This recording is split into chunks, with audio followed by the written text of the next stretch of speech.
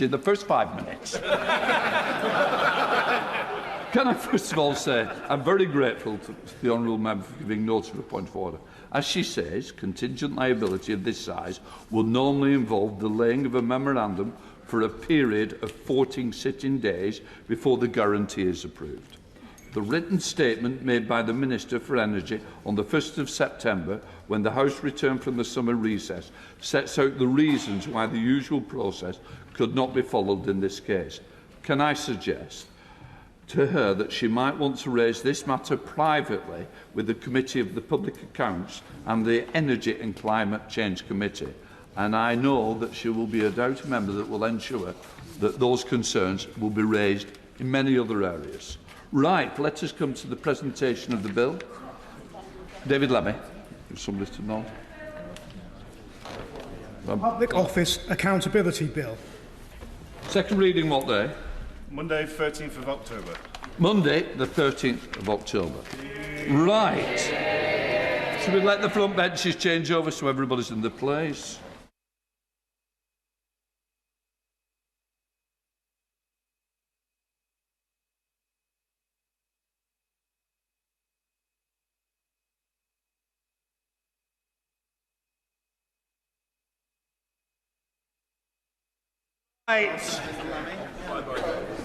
Okay.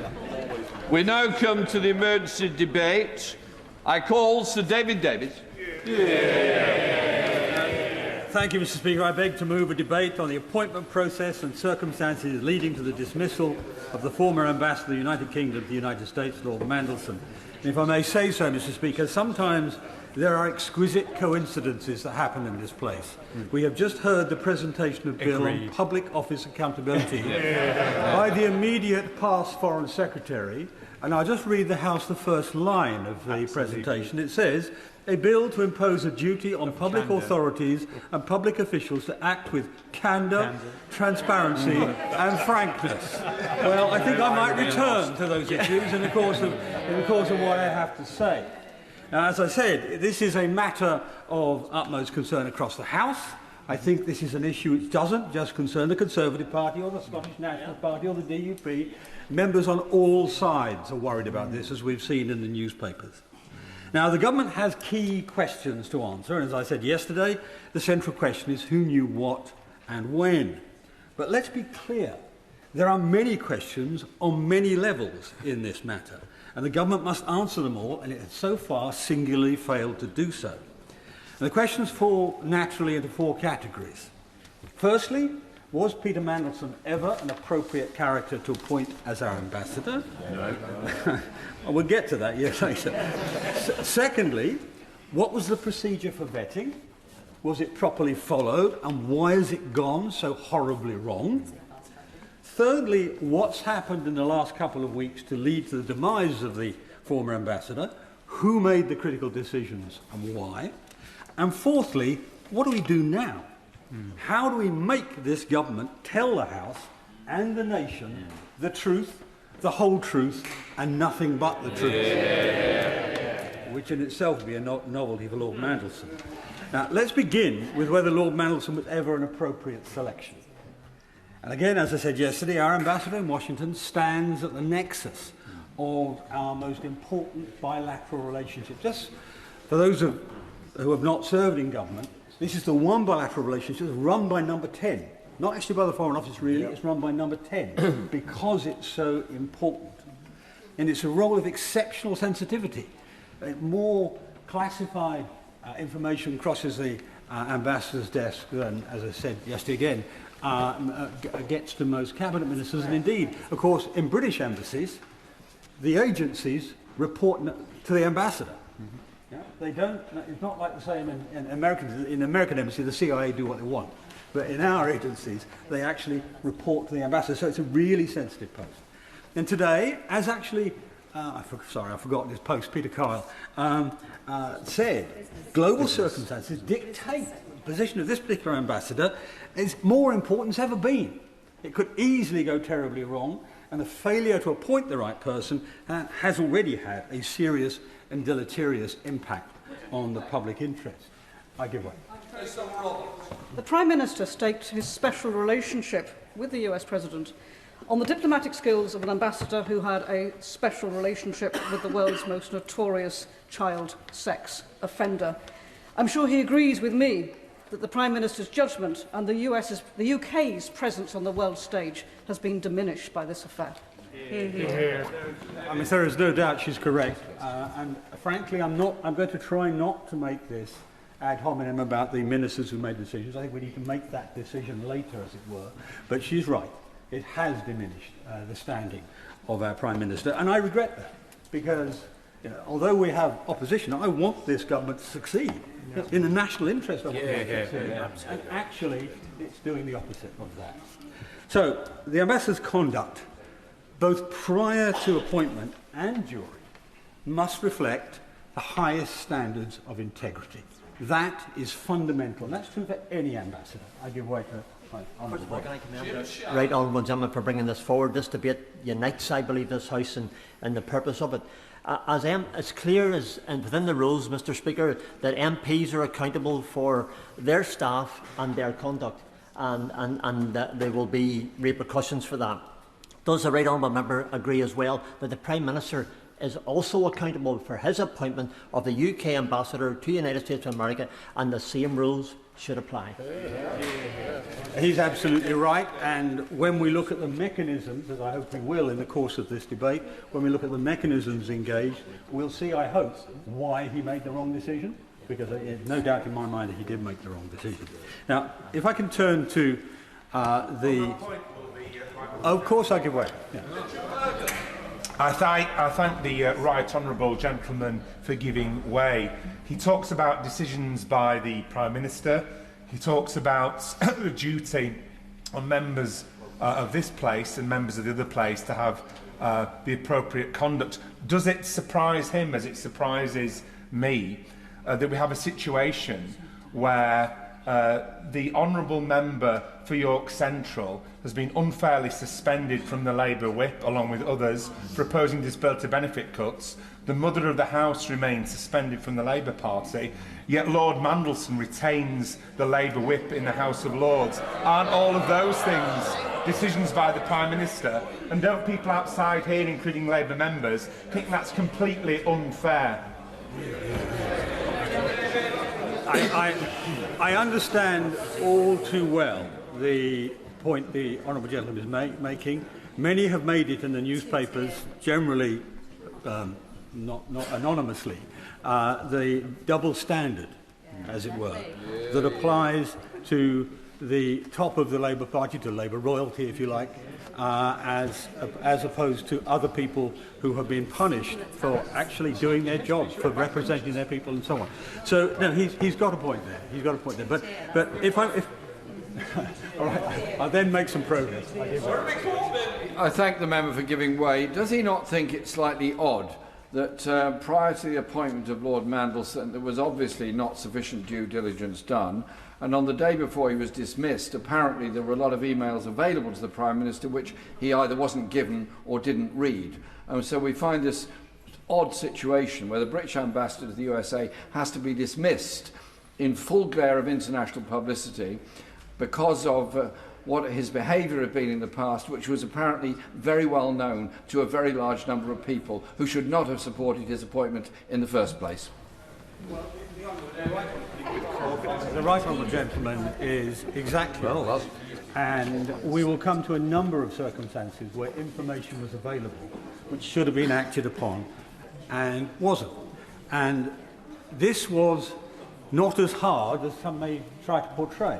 After all, the appointment did not come as a surprise. I mean, Lord Mandelson himself was clearly campaigning to become the ambassador after he failed to win the Chancellorship of Oxford University. I suspect, I think somebody told me that he was actually campaigning whilst he was trying to campaign. So he was after two jobs, not one. So it was clear early that he was going to attempt to do this, and there was widespread discussion at the time about his suitability for the role, and therefore there was plenty of time for a preliminary investigative or vetting process. There was and is vast amounts of data in the public domain. Yep.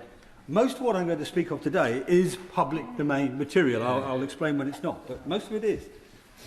And what would that vetting process be looking for? Traditionally, and I speak, and a number of us on these benches, and most benches I imagine, have been through these vetting processes ourselves. What would they look for? Traditionally, they'd review the history and personality of the candidate, assessing risks. The risk of the candidate being susceptible to undue influence. Or in the extreme example, that's blackmail. I mean, the Russians and the Chinese collect compromat all the time. Risks of the candidate abusing or misusing the role. Risks of the candidate doing something that would cause reputational damage. Or, and some on the Labour front bench may find this difficult, rather old-fashioned perhaps, risks the candidate is too morally flawed to be given a major role in any place, which is where we may arrive in a moment. That they fail a simple ethical test. An ethical test, and I'm afraid I am old-fashioned. I view ethical tests as absolute. They're not ones you can trade off against some benefit or other. Well, in the history I'm about to detail, we see a Peter Mandelson who is easily dazzled by wealth and glamour, and who is willing to use his public position to pursue those things for himself. This was visible very early in his career, even to his friends. So when in 1998 he was sacked as a Trade and Industry Secretary for failing to declare an interest-free loan, a pretty enormous interest-free loan he had received from Geoffrey Robinson. At that time, Mr. Robinson's businesses were being investigated by Mandelson's department. So there's a clear clash of interest, and he didn't even declare the loan. That was the first time we saw so publicly the abiding flaws in Lord Mandelson's character, which frankly would normally disqualify any normal person from a job this important. But even his friends saw this. This flaw was described plainly by one of his friends back then as, and I quote, "Peter was living beyond his means, pretending to be something he's not, and therefore he was beholden to people." And the important bit of that is that last phrase. He was beholden to people. And this is a characteristic that was displayed time and again as he sought to use his position to curry favour with very wealthy and very powerful people who are either current or future benefactors. Yes. Now, this was repeated in 2001 when Lord Mandelson again was sacked after attempting to broker a British passport for Mr. Hinduja, a wealthy donor to the Millennium Dome project of which he was involved. And Mandelson attempted to influence the Home Office to give Mr. Hinduja a passport when Mr. Hinduja and his brother were under investigation in the Bofors weapons contract scandal. So again, a dubious reason. It was about that time, just as an aside, that his association with Epstein starts, and the infamous birthday book entries date from there. On that point, yes. I thank Max Wilkinson. I thank the right member for giving way. Does he share my concern that if the Prime Minister is to be discussing this issue with President Trump later in the week, and the Prime Minister has to have influence over President Trump for very good reasons, that if the issue of Lord Mandelson's relationship with Jeffrey Epstein comes up, because President Trump is also in that birthday book, we understand, with the very infamous poem, what's the Prime Minister going to say? Well, I'm very glad to say I'm not the Prime Minister's speechwriter. There's a vacancy. There's a vacancy. There's a vacancy. He just resigned. and all I can say is I hope it doesn't come up, because it will be undoubtedly embarrassing and diplomatically problematic for him. Now, however, we get to about 2004, and astonishingly, after being sacked twice for misdemeanours, in 2004 he's appointed by Tony Blair to be the European Trade Commissioner. He gets a third chance, as it were, at this. And as Trade Commissioner, he was criticised on numerous occasions for accepting lavish hospitality from companies whose commercial interests he was in the process of ruling on. Whether it's Microsoft or an Italian shoe producer or whatever. And this lavish hospitality, for some reason, often involves free luxury cruises. But he saw nothing wrong with this apparent compromising behaviour. He saw nothing wrong with it. And of course, in that category, and rather at the top of that category, was his association with the Russian oligarch and gangster capitalist, Oleg Deripaska. Now, let's be clear who we're talking about here. Most colleagues, I'm sure, wouldn't really know much about him. So, Mr. Deripaska was the winner of the battle for control of Russian aluminium, the Russian aluminium industry, a battle in which roughly 100 people were murdered. In court reports, Interpol documents, and in American government publications, Deripaska has faced serious allegations of murder, bribery, extortion, and involvement in organised crime. This is a truly bad man. I wouldn't. And for the case he's making, I just wonder, while he deals with the case of the influence of Russian oligarchs in British politics, whether he would opine on the suitability of British political parties accepting donations from Russians and the impact that that might have on their policies and their positions. So, David, had he been here before the last election, he would have sat in his chamber, I hope, and heard me opine on all those subjects and raise laws or prospective laws to deal with those oligarchs. Laws that, sadly, this government has failed to carry through on. So that's the backdrop. And in 2006, Mr. Deripaska's visa was revoked by the Americans. So Mandelson had no excuse for not knowing about this. And yet, as European Trade Commissioner, he saw fit to accept hospitality from Deripaska on multiple occasions over several years, including visiting him in Moscow, being flown by Deripaska's private jet to stay at his dacha in Siberia, and on his private yacht in the Mediterranean, all while considering whether to give Russian aluminium access to the European market. Now, Deripaska's activities were known to the British security services, and briefings were available to Mr. Mandelson, Lord Mandelson, I think Mr. as he was then. And so, again, there is no excuse. He did this in full knowledge of who he was dealing with. Now, it was in this position that Mandelson promoted and signed off concessions to Russian aluminium companies that ultimately benefited Mr. Deripaska, or his companies, to the tune of $200 million a year. $200 million a year. And a company that was due, it didn't actually happen, but it was due to be IPO'd, it was due to be floated shortly thereafter. A $200 million change in profits tends to mean a multi-billion dollar change in value into the pocket of Mr. Deripaska. And of course, you should all know, Deripaska's a nominee of Putin. So you can assume that a large chunk of that went to Putin as well. And it's sanctioned. Now, in 2008, Mandelson was very controversially raised by Gordon Brown to the peerage and appointed as business secretary. And his contact with Epstein did not end. As Epstein was pleading guilty to child sex offences, Mandelson emailed him. I think the world of you, and I feel hopeless and furious about what's happened. Your friends stay with you and love you. So little remorse there, shall we say, and little pity for the victims.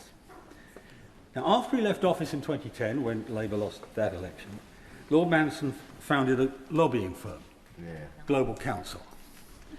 Now, he controversially did not name his clients. Now, in the House of Lords have got rather slack rules on this, and so somebody can create a company and then they just declare that they get however much money from the company and don't declare who the customers really are. Now, I don't have documentary records on this, so I'm not going to name the companies we're talking about, but there are Russian companies, extremely dubious Russian companies. There are Chinese companies, and I'm looking down at my right honourable friend in front of me, the member for Chingford, who, or Epping, or whatever it is now, I've lost track of them. He would recognise a number of them because he's campaigned on a number of them. I'll leave it as loose as that.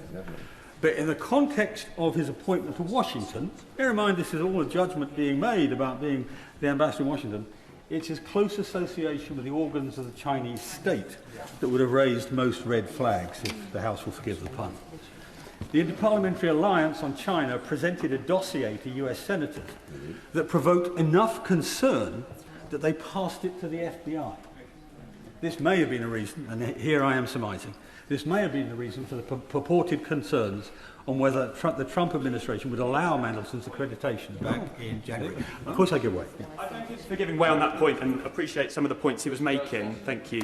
I would just note that one of the Conservative candidates at the last general election running in Milton Keynes worked for Global Council, and it's interesting that the Conservative Party has such complaints about an organisation when they were willing to support a candidate who worked for the organisation.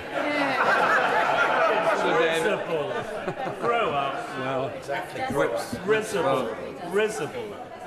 Let me just. I'm going to be very gentle. No. Let me just say this: we're talking about a very serious issue here, where the national interest is engaged, and we're talking about somebody who, in my view, has used public position to his own advantage and to the disadvantage of the state. That is not true of some candidate working in a junior role for a company. It is true for the man who created that company and who used it to promote his own interest. Now, I'll come back to the Interparliamentary Alliance there to China, because from my point of view, and this is it's personal rather than public. This, but from my point of view, even more worrying were the attitudes struck by Mandelson in February 2021, when he told Chinese Premier Li Keqiang that the critics of Beijing's human rights record would be proved wrong during a lobbying meeting, of course, on behalf of his rich clients. And then, this astonishing statement was followed later that year, when Mandelson was the only Labour peer in 2021 to vote against the three-line whip against the genocide amendment, which would have meant the country had to reconsider any trade deal with a country found by the High Court to be committing genocide. Most specifically, China was in the crosshairs on this. Yeah? So, frankly, it would appear that Lord Mandelson has subcontracted his conscience for money. Of course I could. He mentioned the Interparliamentary Alliance on China. Can I just explain, in case House thinks this is a Conservative organisation? It has members of Parliament from all parties in this House. It has 53 countries involved in it, with both co-chairs on the left and on the right. It is wholly above party politics, but all about the threat from China. Yeah. So, David, he's exactly right, and the senators that these documents were sent to are very responsible senators, and they would not frivolously pass on those documents to the FBI. You know? And the FBI would not frivolously accept them and investigate them. Now, my right honourable friend allow me? Yes, of course. I'm very Sir Julian Lewis. My right honourable friend. Does he recall that on 21st of November last, the Prime Minister was challenged to rule out appointing Lord Mandelson as Ambassador to the United States on the grounds that he had said that Ukraine would have to give up all the land that Russia had occupied and that it must give up any hope of ever joining NATO in return for some unspecified security guarantees. The Prime Minister said he would not be tempted to comment on that possibility of him being appointed ambassador, and as he said it, he had a very noticeable little smirk on his face. Does my right honourable friend agree that the Prime Minister isn't smirking about this matter anymore? I'll say to my right honourable friend that the Prime Minister gave what was clearly, what can I say, a lawyer's answer to that question, which is, as we all know, is not a proper answer at all.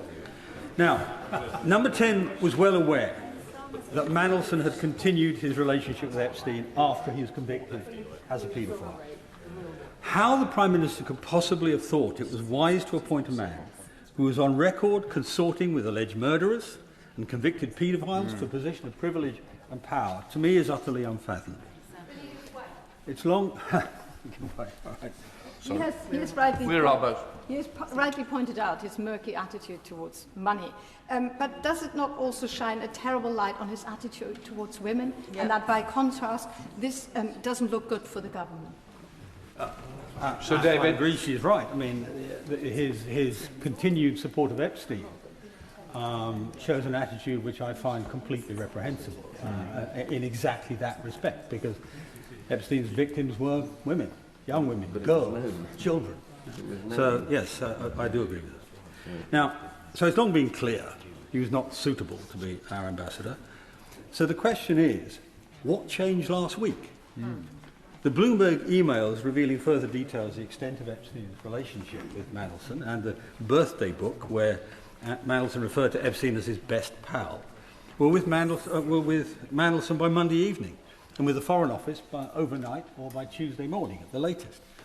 The Prime Minister is said to have known of the investigation by Tuesday afternoon, but not of the content of the emails. Why, when our most important diplomat, in our most important international relationship, is under question, under investigation, would the Prime Minister not want to know the details of the investigation immediately? We understand the Prime Minister's Chief of Staff, Morgan McSweeney, was talking to Mandelson all day on Tuesday. So what was Mandelson saying to McSweeney? And what was this? And was this passed to the Prime Minister? One of the things I would ask the Minister later on is, can he give the House an undertaking we can have a record of that conversation? Because I think we need to know that. Mandelson gave a media interview on Wednesday morning, hours before PMQs, admitting that more embarrassing revelations would come out. More embarrassing revelations. Mandelson's past scandals, his links to Epstein, were crystal clear by the time the Prime Minister rose to speak in PMQs on last Wednesday. Would he give way on that point? I don't. Yeah. I'm grateful for the member way. And is he aware of James Matthews, who's the Sky News reporter, who on the 27th of May even cornered Mr Mandelson to ask him specifically about staying in a flat? Mandelson did not deny it. He simply said, I regret having any connection with him. These are the kind of questions that should have been asked and were being asked by the member for Melton and many others in this House back in May of this year about the suitability of the ambassador. Does he agree that the Prime Minister should have looked into this further at that point? Yeah, exactly. So David, in fact, earlier than that point, and I'll come back to that when I talk very briefly about the vetting process. But what precisely did the Prime Minister learn from reading the Bloomberg emails that were not already known about Lord Mandelson from public information and vetting done before the appointment? Each day that goes by, we not only see more shocking revelations about Mandelson's misconduct, his links to Jeffrey Epstein and the failures of both the vetting process and the political judgment of those at the top of government. And I will say to the honourable member who intervened on me earlier, not just the political judgment, but their moral standards and the equity of the way they apply those moral standards across the board. Which brings us to the question, what happened to the vetting process? Most of what I have described was in the public domain. It doesn't take James Bond. Google could do this. That which was not in the public domain was in the official records or known to the intelligence agencies. In other words, all available to the government. And there was, we know, the Propriety and Ethics two-page briefing, which should have flagged concerns, but which merely triggered an unpenetrating email inquiry. That goes straight to the point my honourable friend just raised, which is, where were the questions? And you don't just send a 3-line email and forget about it. You pursue the question. You cross-question the person who's under suspicion. I will give way. I'm grateful for my right honourable friend giving way. He will know the Intelligence and Security Committee of this Parliament. Its members are subject to extreme deep vetting, but there's also a double check, and that is this Parliament has to give agreement for the appointments to that committee once nominated by the Prime Minister. Does not the Mandelson case strengthen the argument for pre-confirmation hearings by the relevant parliamentary committees of this House in order that candidates can be cross-questioned? At the moment, there are only around 1,000 regulated public appointments that the Cabinet Office advises on for this House ahead of it being appointed. None of them include a Foreign or Commonwealth Development Office appointment. Is it not now time to have that change, whether they are political appointments or senior civil servants? Well, I think he makes a very good point. I certainly think that would be the right way to go for political appointments. I think it would probably be the right way to go for the top dozen of the embassies. I wouldn't be worrying about all of them, without being rude to. I won't pick a country, but because that would just be meaningless. But the top dozen, I think, is well worthwhile doing. But I thank the honourable member for giving way.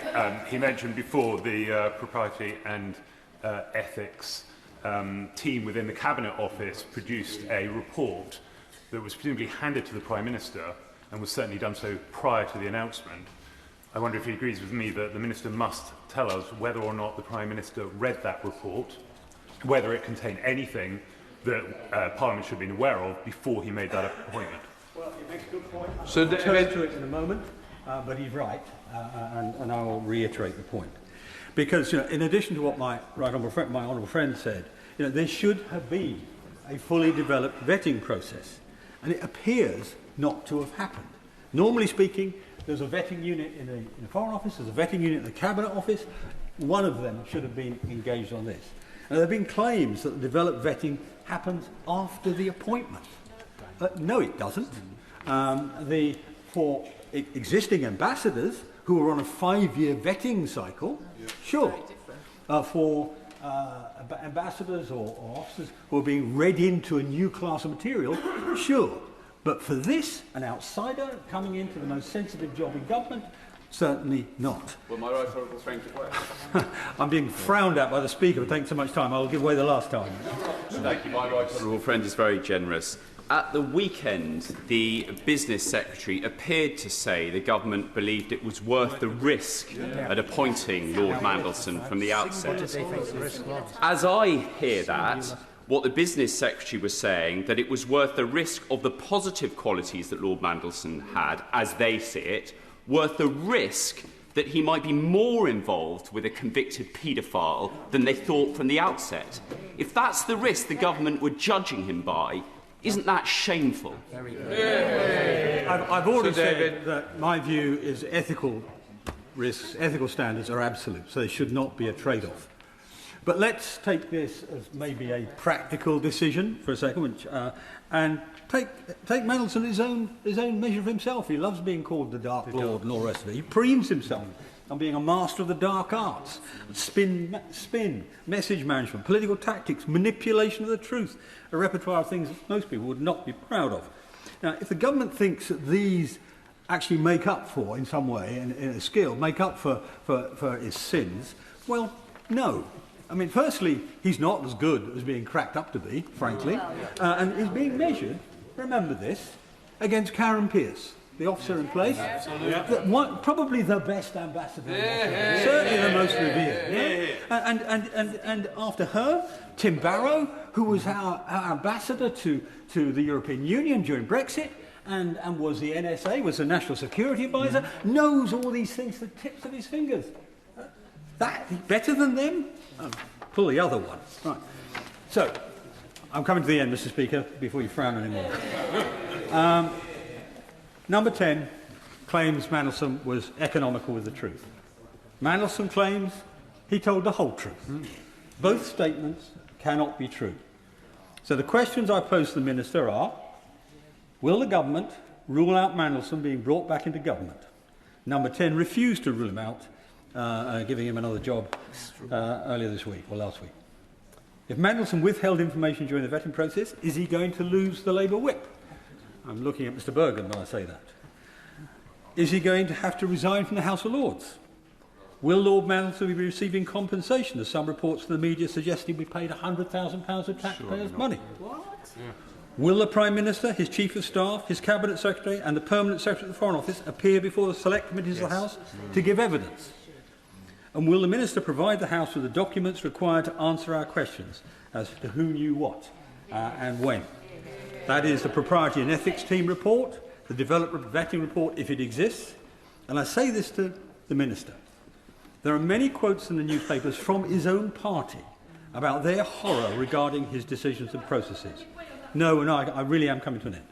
I may quote just one of them. This is a long-standing senior Labour member, but he's anonymous. I care that this culture of turning a blind eye to the horrendous behaviour is endemic at the top of society. And I agree with him. So when individuals with these associations are ushered back to the heart of government, are we right to ask what standards now govern appointments to public life? Impunity is not a right. Impropriety is not a technicality. And survivors of crime should not have to do the heavy lifting of holding the powerful to account. Now, I mentioned at the beginning, Mr. Speaker, a bill is being put to the House later today, well, it's been put to the House already, imposing a duty of candour on public authorities and officials. My last and single question to the Minister is, will his government now live up to the words in that bill? Just to say, can I just gently say, as a senior member, obviously, who's taken the time he felt required, it's long farther than 15 minutes, just to say, when we are naming other members, it should be by constituency, not by name. Right. Now then, the question is, as on the order paper, I now call Dame Emily Thornberry, Chair of the Committee. Thank you very much, Mr. Speaker. My committee first asked for the opportunity to question Lord Mandelson at the end of last year, when rumours first surfaced of his appointment as Ambassador to the United States, and we continued to ask after his appointment was confirmed. Indeed, the Minister may remember our exchange on the 14th of January in this chamber, when I asked him to allow Lord Mandelson the time to come before my committee before he leaves for the United States, to allow my colleagues to hear directly why the Prime Minister has appointed him. These requests were made more often and privately after that and in the 8 months since, and they have been turned down. I understand that we've had a little bit of Chinese whispers going on, because I understand that it's claimed that the Foreign Office has been telling journalists that we had the opportunity to meet and question Lord Mandelson when we were in Washington. Now, obviously, there's been a break in that chain, because the reality is, of course, that we had a 15-minute interaction over breakfast while receiving a formal briefing from the diplomatic staff about other meetings that we were having that day. Obviously quite materially different to the type of formal evidence session required to conduct meaningful scrutiny. Mr. Speaker, but I do want to make it clear that we have not sought to question Lord Mandelson out of a desire to frustrate the government or its diplomatic agenda. In fact, quite the opposite. It's our responsibility to scrutinise the Foreign Office to prevent exactly the sort of mistake from damaging Britain's reputation on the international stage. We want to make the Foreign Office the best that it can be, and in so many ways it is doing an absolutely excellent job, and it is fantastic to see the way in which Britain's reputation has been so enhanced. However, mistakes can be made, and obviously have been made, because while the shocking revelations of the last week were not in the public domain in December, Lord Mandelson's relationship with Jeffrey Epstein was very widely known. And had my committee had the opportunity to question Lord Mandelson, I'm confident that our members would have raised a range of questions, but these questions as well, just as journalists, particularly those at the Financial Times, have tried to do. Now, it's quite possible that in answer to those questions, we may have provoked evasive answers, or possibly not true answers, or maybe even the same sort of response that was met by the journalists, particularly those from the Financial Times. But it would have all been in the public sphere. It would have been on the record. Lord Mandelson would have had the opportunity to tell the truth before the House. Mr. Speaker, having failed to convince the government to permit us to question Lord Mandelson, I wrote to the Foreign Secretary on Friday, posing a number of questions about the apparent failures in due diligence and vetting processes conducted before and after the announcement of Lord Mandelson's appointment.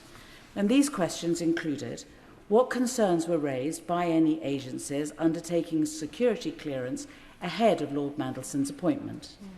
What was a decision taken to dismiss any such security concerns? If so, was such a decision taken by the FCDO or Number 10? Was any decision taken to suspend or alter the usual vetting requirements or the usual time frame for vetting procedures? And may I thank the Foreign Secretary for her prompt response to that letter, which I received this morning. And in her reply, she informs me that the initial due diligence process was carried out by the Cabinet Office Propriety and Ethics team before the announcement of Lord Mandelson's appointment, as has been widely reported.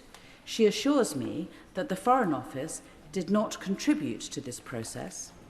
nor were any issues raised by the FCDO as a result of the... I think this is quite important, and I'd like to have the opportunity to inform the House of this with clarity so that we all know where we stand, because I do believe that this contribution to the debate is an important one. It's not a party political one. It is just trying to make sure that we learn from what we've heard. So she assures me that the Foreign Office did not contribute to this process, nor were any issues raised by the FCDO as a result of this Cabinet Office process. So the question is this: did the Cabinet Office miss the glaring red flag of Lord Mandelson's relationship with Epstein, or did it fail to pass those concerns on, and if so, why? The Foreign Office... Genuinely, guys, just give me a chance to put this before you.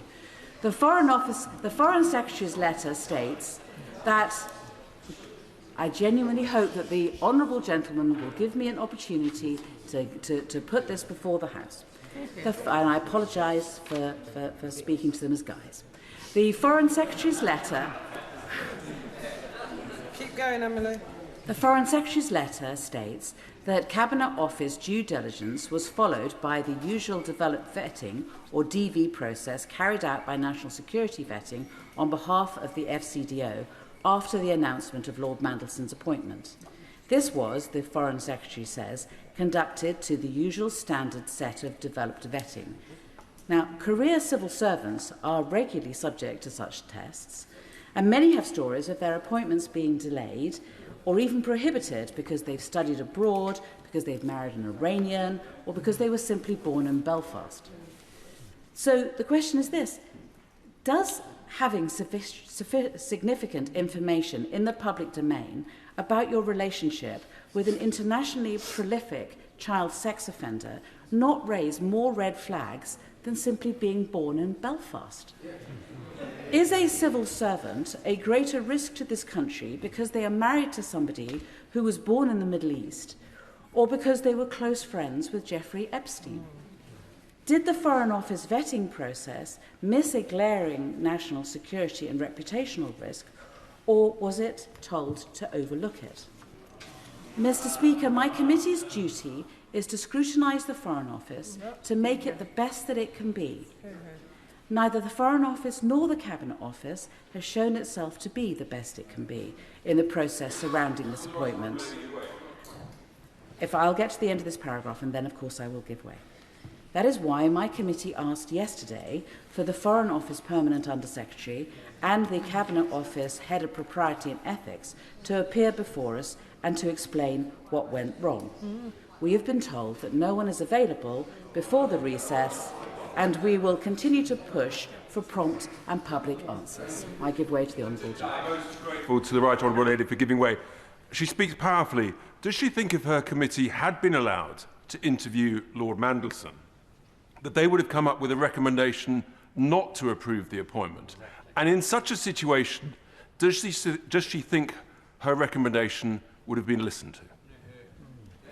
I think this is slightly more subtle than that. I think the point is this, is that if Lord Mandelson had appeared before the committee, he would have faced a range of questions which would have highlighted issues that needed to be considered properly and couldn't, in the rush to appoint him, perhaps have been overlooked in the way that it would seem to have been.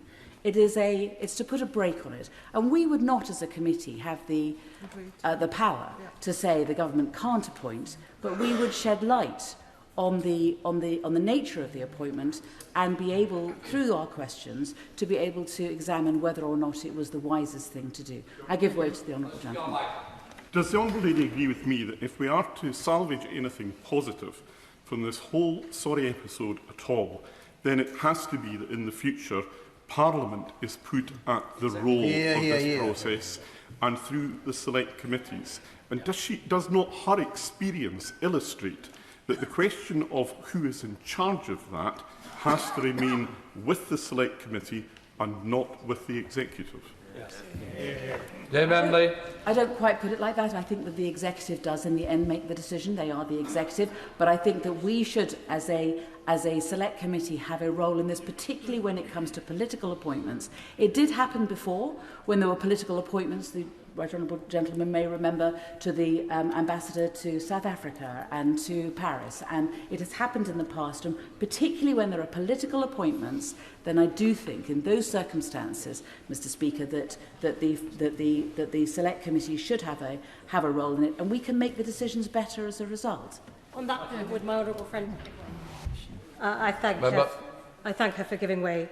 Mr. Speaker, I'm a member of the Foreign Affairs Committee, so with that in mind, our committee has a proposal that there should be a greater role for us in scrutinising the appointment of the US ambassador, given that they're one of the highest ranking members of the diplomatic service, and to help the government avoid this situation in the future. Does she agree with me that the government should consider this proposal seriously?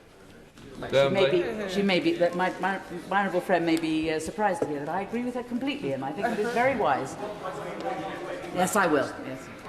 For chairman of the Select Committee giving way, I've made my early comments about pre-confirmation hearings, but adding on to that, does she agree with me that where senior civil servants, whether from the Foreign Office or elsewhere, are asked to come to Select Committees on important matters and find some excuse not to attend those Select Committees, that Select Committees should at least have the power of summons in order that somebody gives an account, and also where those Select Committees have privy councillors, such in the Right Honourable Lady's case, that at least a briefing, if it's security or classification is used either truthfully or, should we say, exaggeratingly, as an excuse not to give evidence to a committee, that they can be heard on Privy Council terms. The gentleman raises some very important points, and the power of select committees to summon witnesses has been an ongoing debate, and I suspect we haven't resolved it yet. The difficulty in relation to Privy, and within our committee we have myself and another Privy Council member, and if we were offered Privy Council briefings, as we are sometimes, it's quite difficult, because what we want to be able to do is to do these things in public and to be able to inform the public of the work of the Foreign Office, to ensure that they understand, and when difficult decisions are being made, that the public understands why those difficult decisions are being made and all the factors that are involved in that, which is fine. We need to trust the public more than I think that sometimes that we do, and we certainly need to trust backbenchers more than sometimes we do. Will the Right Honourable Lady do that? I will. Grateful to the chairman of the Select Committee for giving way. She's being very generous, and she's elegantly describing due process. And she's implying, at least I think she is, that due process may have been set aside for other purposes in this case. But we know due process was done, because the Prime Minister stood at that dispatch box last Wednesday and said it had been done. Unless he is using the Bill Clinton defence, and it turns out that due process was done but set aside, where does that leave the Prime Minister? Dame Emily. I think it's difficult to have answers to all of his questions at the moment, but I think that it is. But I think the most important thing is that there are lessons learnt, and even if all due process was followed and the inquiries were proceeded with to the letter, they clearly aren't good enough, and we need to change them. So either due process was not followed, or it was, and we need to change it. Either way, we need to work together to ensure this never happens again. Because something went very wrong.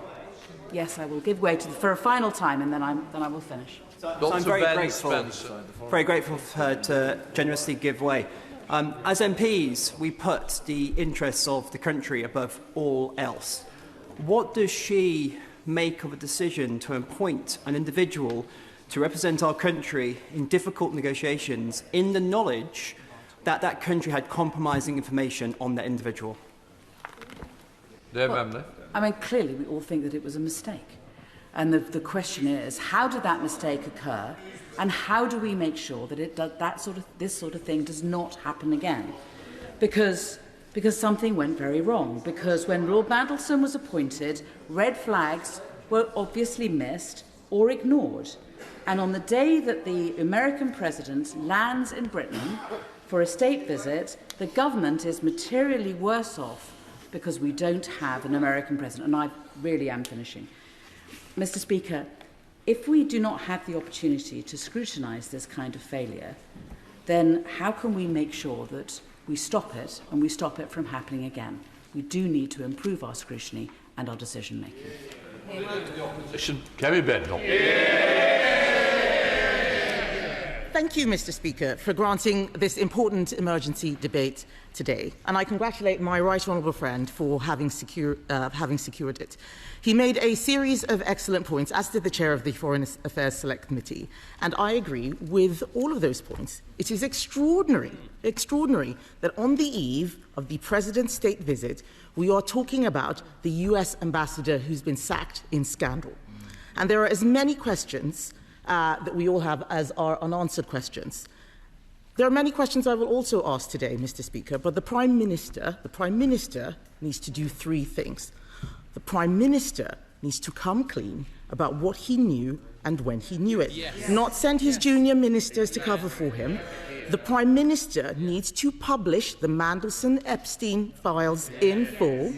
The Prime Minister needs to take responsibility for the appointment of Lord Mandelson as ambassador to Washington.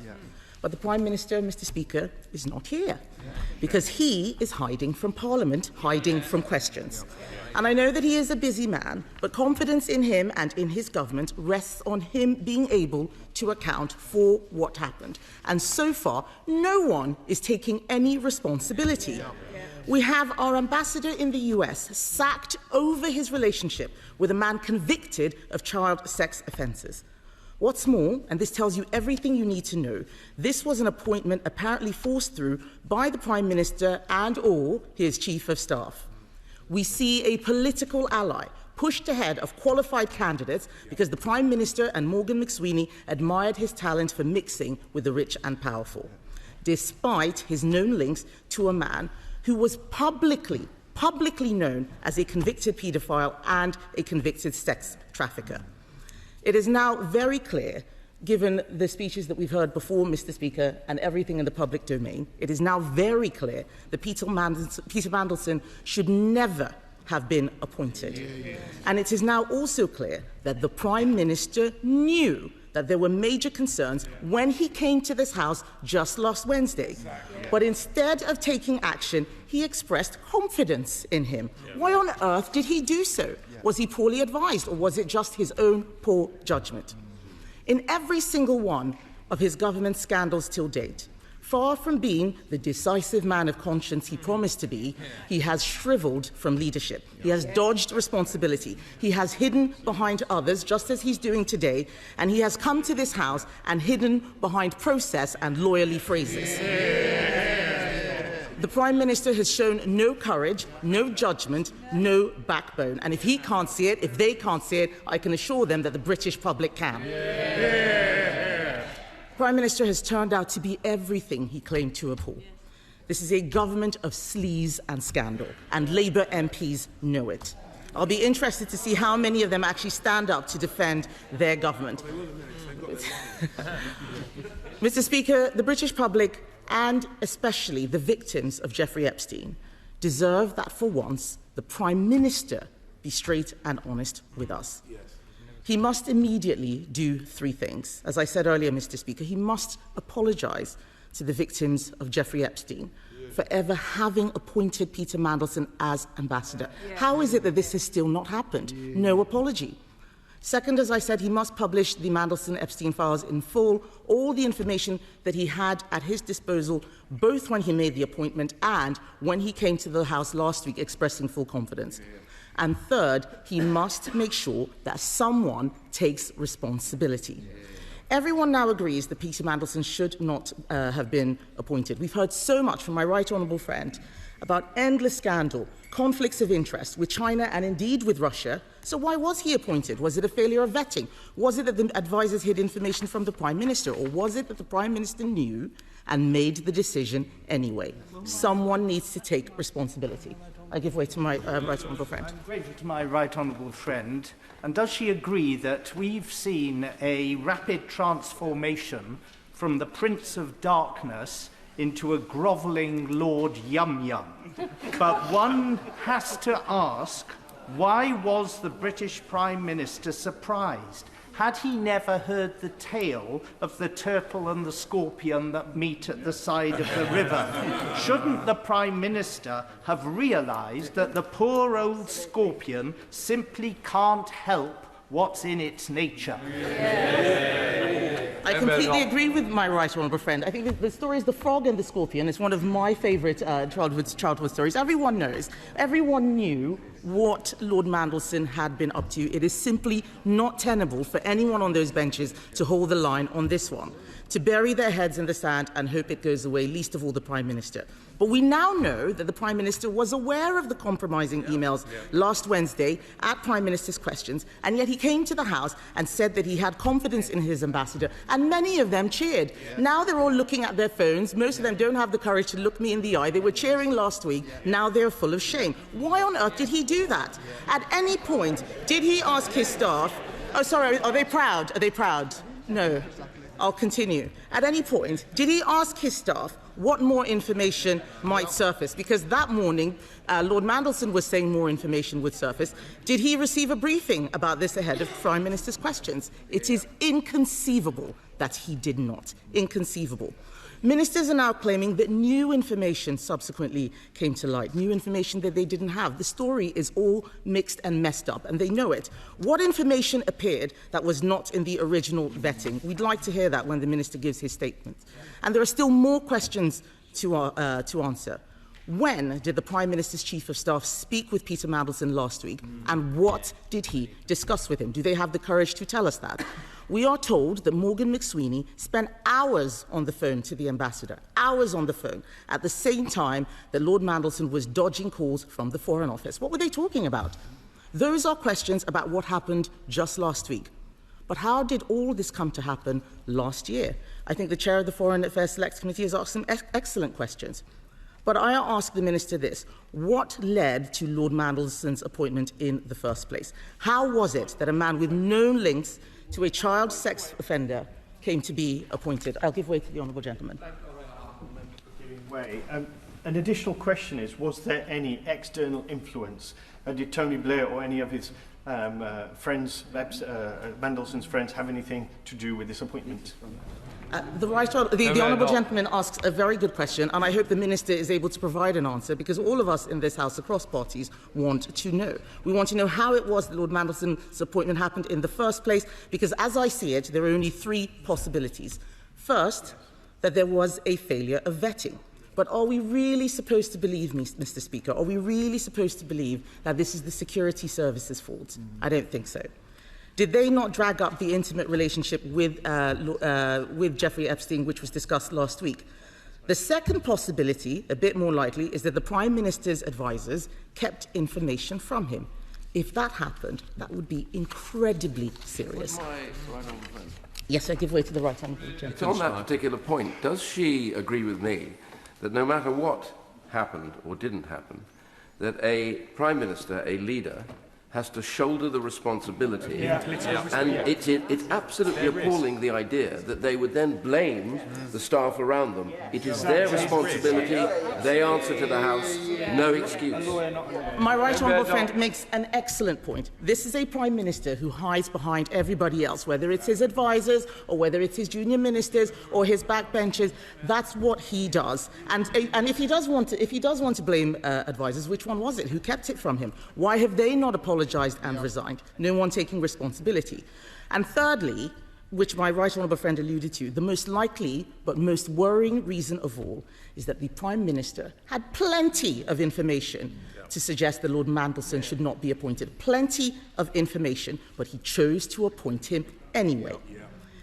Even at the time, Mr. Speaker, eyebrows were raised about this appointment. There were very many critics. I remember it at the time. Now we're reading in the papers that the Prime Minister overruled security advice not to appoint Lord Mandelson. Is this true? The Minister should tell us.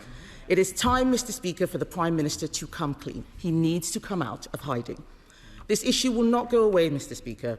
The government cannot play for time. We will be back here again and again until all of these documents are published. We will be back until someone takes responsibility. This is a political crisis on top of an economic crisis, all of the government's own making. They are distracted now, but they came into office with no plan for the country, no idea what they stood for, and no vision for what they wanted to achieve. And because of this, they have been lurching from disaster to disaster. Winter fuel, tax rises, welfare chaos, scandal. The Prime Minister's failing leadership rebooted after just 1 year. The only plan that they came into office with was a promise they made again and again to the British public that they would restore honesty and integrity to government. That was their defining mission. That was their grand plan, and it is in tatters. So far, in a year, we have had an anti-corruption minister sacked for corruption, a homelessness minister sacked for evicting tenants, a housing secretary sacked for dodging housing tax, a transport secretary sacked for fraud, a director of strategy. The speechwriter apparently lost only yesterday in scandal. The minister can shake his head. It should be shame that he's shaking his head in. I have not said anything that is not true. And now finally we have a US ambassador sacked for his links with a known child sex offender. They claim to care about violence against women and girls until they actually have to do something about it. Where is the apology to those victims? I know the Prime Minister doesn't like difficult questions, Mr. Speaker, but it is his judgment that is being called into question, and he owes it to this country to come clean. Thank you, Mr. Speaker. First and foremost, I want to acknowledge the many victims of Jeffrey Epstein's really appalling abuse, whom for many of them, this story is not a political one, it's a personal one. And I think no one could be moved by listening to her brother and her sister on the news this Sunday, their first interview in the UK. And that void that family will now fill from losing her. So I think let's not detract from them and the many more victims who still probably haven't come forward, caught up in this scandalous and horrific abuse. Mr. Speaker, I'm going to keep my remarks short. I've just recently returned from a trade envoy visit to Nigeria. And what struck me on that visit was the hard work and dedication of our civil servants. I met with the British Deputy High Commissioner and all our diplomats working across many missions, across many countries. They do not make the headlines, but they are representing the UK with distinction week in, week out. And I know that this has been replicated across many countries.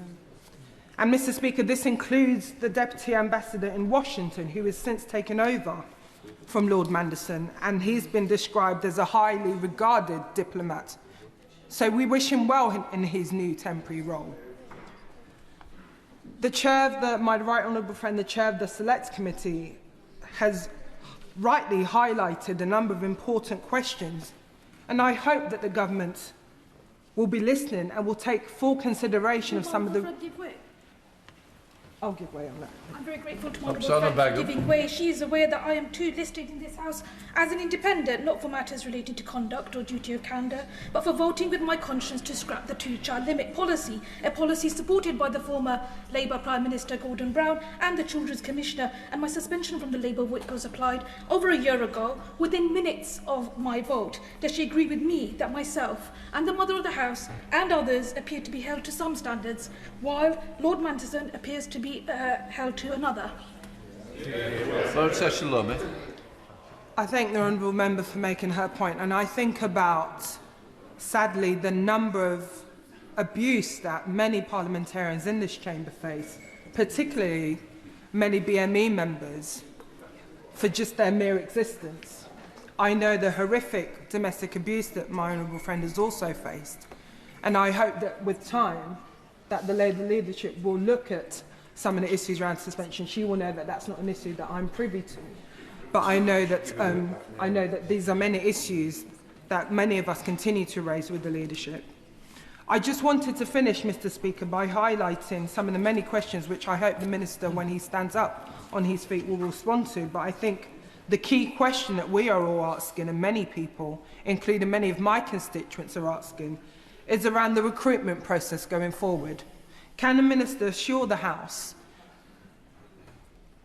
and the Foreign Secretary who's not here in terms of that recruitment process going forward, that it will be strengthened, and so that in future our ambassadors will bolster the standing of our civil servants on the global stage. To the Leader of the Liberal Democrats, Sir Ed Davey.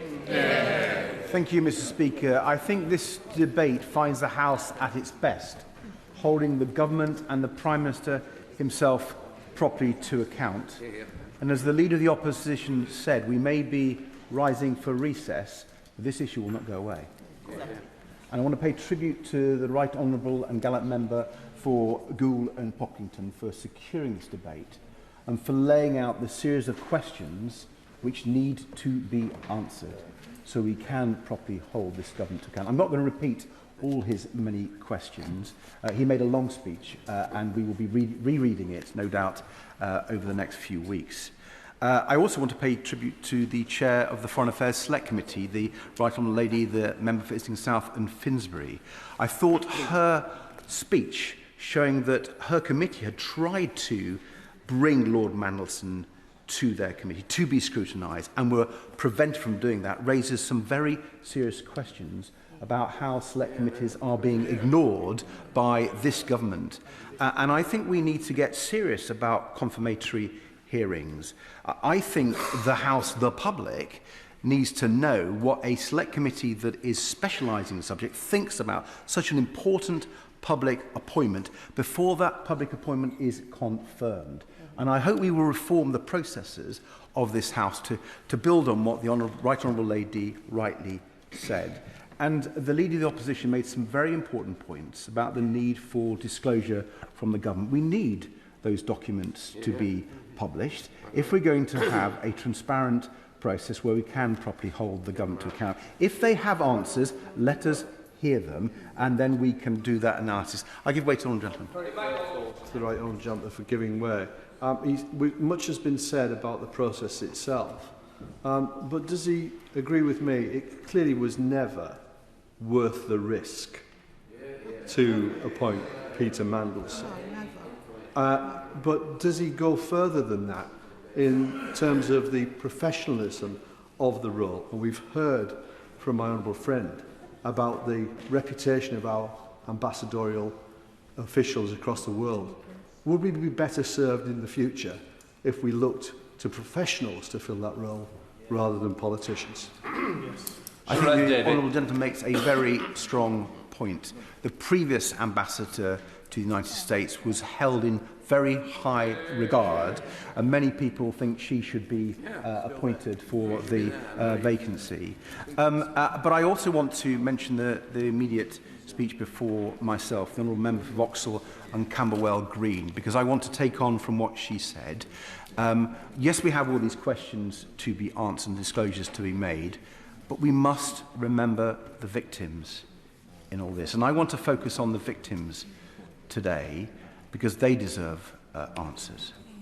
When we've read those sickening messages, we think of Epstein's victims and their families. Girls as young as 14, groomed by Epstein, sexually abused by him, trafficked by him, be sexually abused by other powerful men. I've been thinking about the trauma they have gone through, not just then, but since, as they saw the man responsible for such horrific crimes escape justice for so long. They saw him convicted in 2008, but spend just 13 months in jail thanks to his powerful connections. Would my honourable friend give way? I'll give way to my honourable friend. I thank my honourable friend for giving way. We know that the trauma of sexual violence and sexual abuse can last a lifetime, and for many people can be too much to bear, as we've seen with Virginia Giuffre. And victims of sexual violence are often silenced, often ignored, and always let down by a system that sometimes often sees powerful men protecting each other to diminish these crimes. Would my honourable friend agree that the Prime Minister should never have appointed somebody who had known links with a convicted paedophile?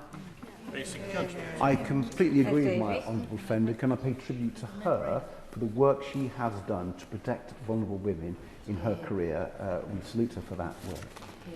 And as we remember the victims, Madam Deputy Speaker, how must it have felt for them to see Donald Trump, one of Epstein's closest friends, and a man found liable for sexual abuse himself, become President of the United States?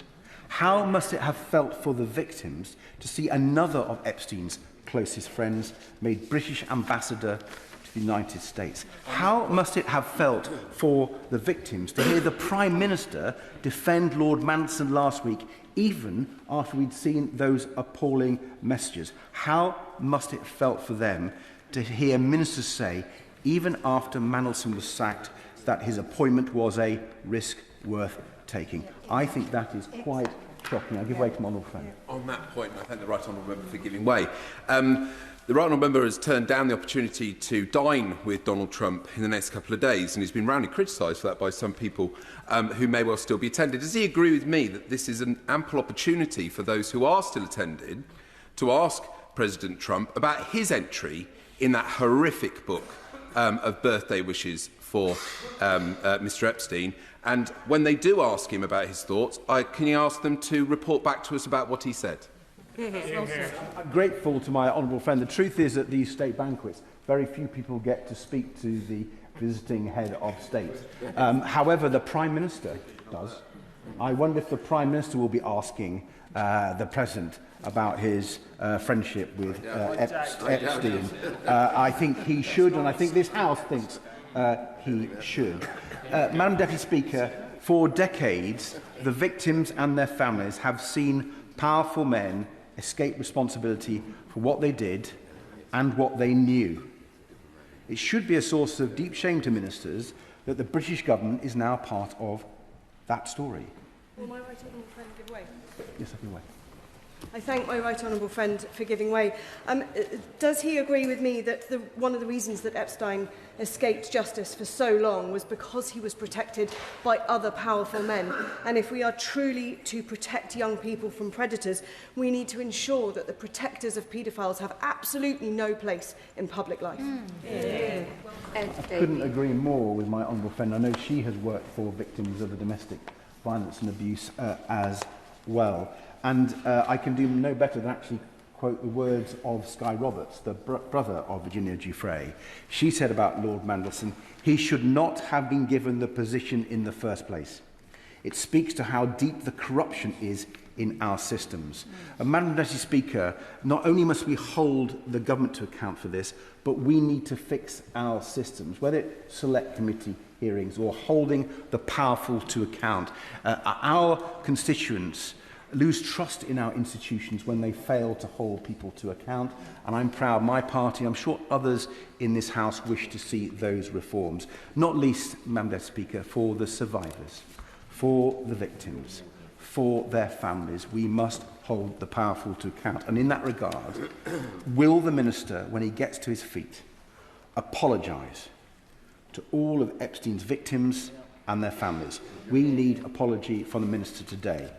But beyond that, will he say whether he agrees with me that the Prime Minister himself owes them a personal apology too?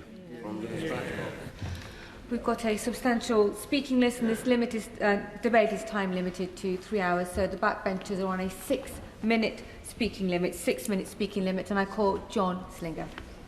Thank you, Madam Deputy Speaker. I wish to express my sympathy with all the victims of Jeffrey Epstein and put on record my respect for the family of Virginia Giuffre, who spoke so movingly about her on the BBC at the weekend. Madam Deputy Speaker, listening to the debate here and in the media over recent days, I am struck by the similarities to the debate that took place over many years concerning the appointment of Mr. Andy Coulson as the Director of Communications in Downing Street, from the point of his resignation in 2011 to his conviction for phone hacking in 2014, an appointment which David Cameron consistently said he would not have made if he had known at the time the information that subsequently came to light. But for that reason, the question was constantly asked in this House and beyond. Why did the security processes Mr. Coulson went through prior to his appointment not uncover his past involvement in phone hacking?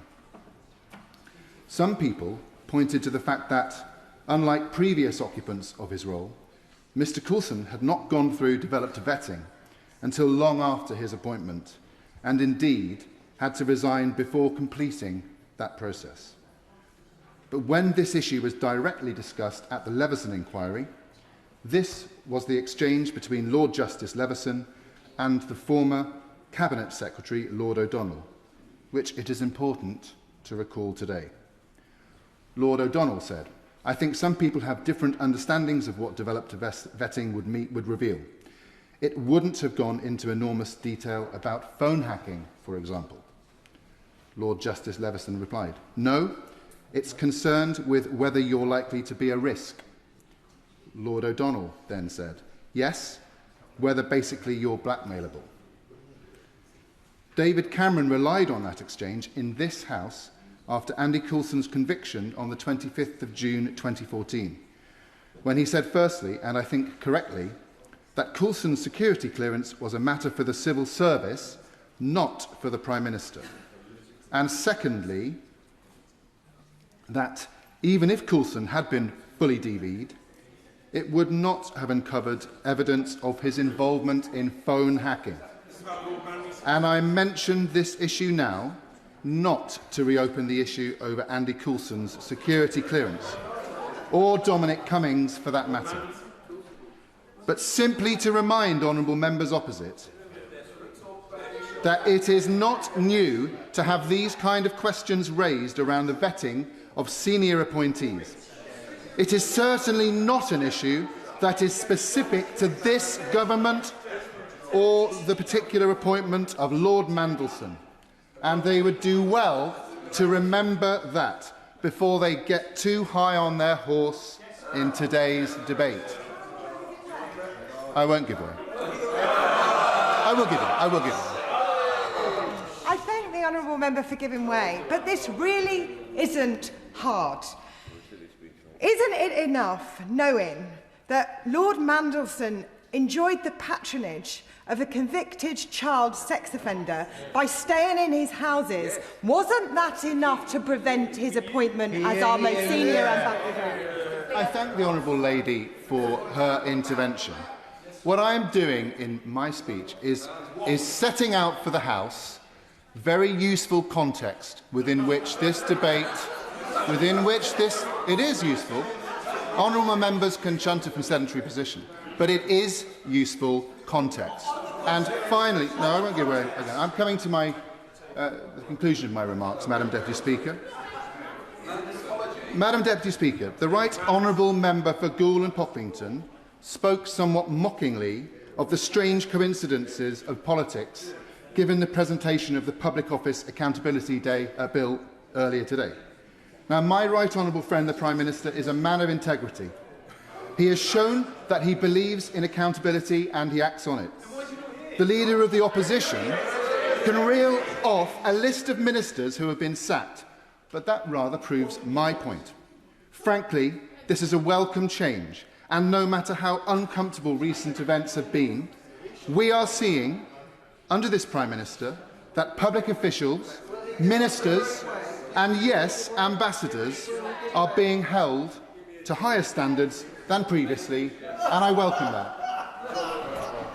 Right, I call the father of the House, Sir Edward. Well, that speech we've just heard was absolutely risible, frankly. And I just give him some advice. You know, don't do the whip's office dirty work for them. Excuse me. Oh, well, of course I give way to it. Thank you. I thank the right honourable gentleman.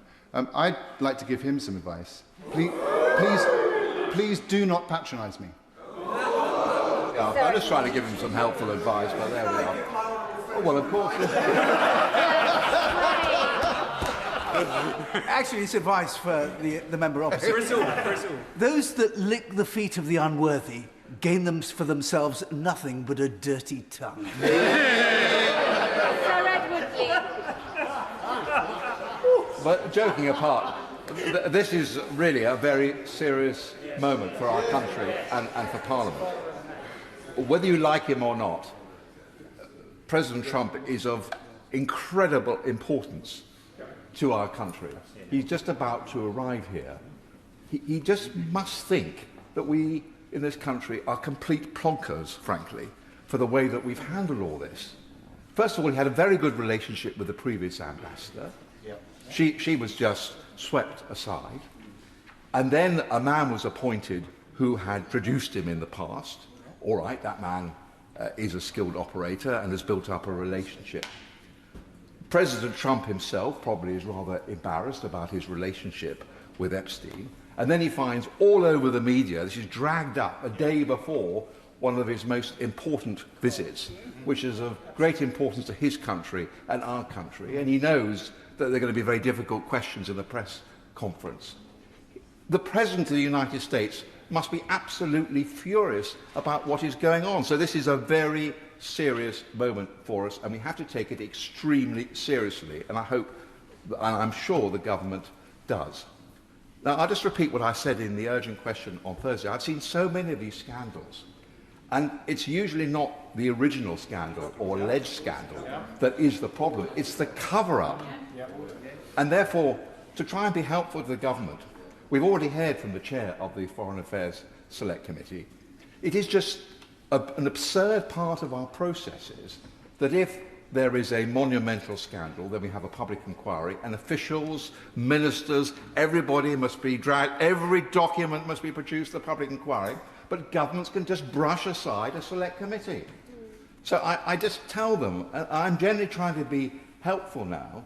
Obviously, a bad mistake was made, but an even worse mistake is being made if you're not honest with Parliament and you don't release every single document.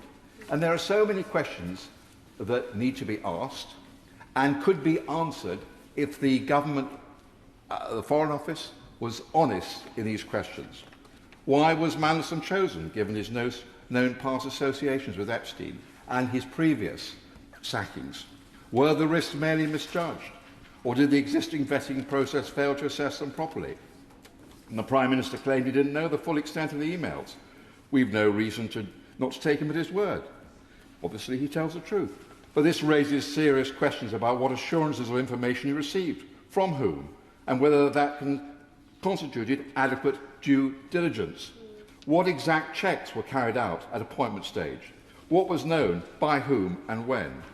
If some of the unsavoury aspects of the former ambassador's friendship with Mr. Epstein were known but deemed worth the risk, what criteria were used to make that decision? Was the Cabinet Office's propriety and ethics team sufficiently rigorous? Was any personal, institutional or political bias exhibited in how risks were weighed? The government has stated commitments on transparency, integrity and protecting victims of abuse or sexual violence. Having a senior representative like an ambassador whose past communications appear to mitigate, defend or minimise a convicted child sex offender must run counter to these values. And was that considered at that stage of the vetting process? How does the government reconcile this incident with its stated positions? Why was the appointment made knowing there were links without understanding their full extent? Why was the Prime Minister publicly defending Lord Mandelson up until the revelations emerged, only to sack him less than a day when the media pressure rose? Was he sacked for the content of what was revealed, or merely because the situation became embarrassing? Lord Mandelson was appointed to arguably the most important diplomatic role in Her Majesty's diplomatic service. This is a time of intense international pressure. So, as I mentioned already, President Trump is operating the levers of power in a way that we have rarely seen in the post-war world. What assessment has the government made of the damage done to Britain's diplomatic standing by having such an important ambassador removed abruptly under scandal? Light is the best disinfectant, and the public have a right, and this House, through its Select Committee, has a right to be informed. Ministers must ensure that the full record of Lord Mandelson's communication with Epstein be disclosed, and soon. We must also be told whether any of the information the Prime Minister, the Foreign Secretary or any other minister have provided to the public has turned out to be inaccurate, whether intentionally or in good faith. while the ambassador has been sacked, this incident, Madam Deputy Speaker, is far from over. There are too many questions which remain unanswered.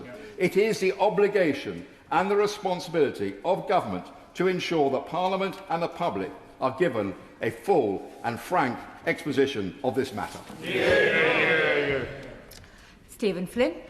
Madam Deputy Speaker, I often think it's a grave pity in this House that the cameras tend to just be trained on the individual speaking, because it meant that the public did not get the opportunity that we did earlier on to look at the faces of the Labour MPs as this debate began, to see the glum, serious look on their faces as they recognise the significance of the situation that faces their Prime Minister here and now. And I'm sure it's a glum, angry, serious look that's shared not just by the Treasury front bench in the building here today, but those who are flogged in the public domain across broadcasting stations throughout the course of last week. And if I may, the Chief Whip is no longer in his place, but I would like to think that on Sunday that was the first occasion where he was happy to be in his new role, so he did not have to appear on the Sunday media rounds as the Business Secretary to defend the indefensible, to tell us all in the public domain that Peter Mandelson has singular qualities that nobody else on these Isles, nobody else on the planet possibly have, that make him fitting to be the ambassador to the United States of America. What a pitiful state to find ourselves in. What a pitiful state for the Prime Minister to find himself in. And this is mired in politics, I hate to say, because this is a political decision by the Prime Minister.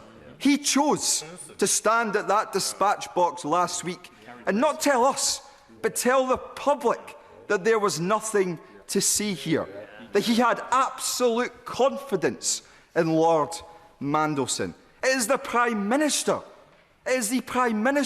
who chose to ignore the facts that were plainly in front of him, not for weeks, not for hours, not for days, but for months.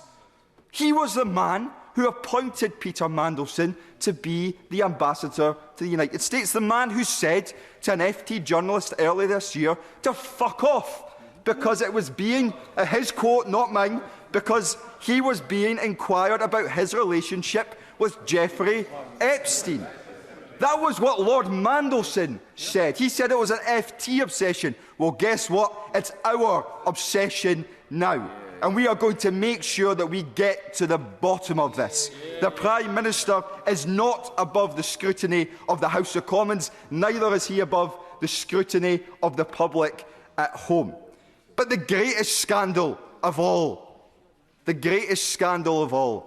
is the fact that the Prime Minister of the United Kingdom appointed a man to that role, knowing that that man had maintained a relationship with Jeffrey Epstein, despite the fact that Jeffrey Epstein had been convicted in 2008 in Florida.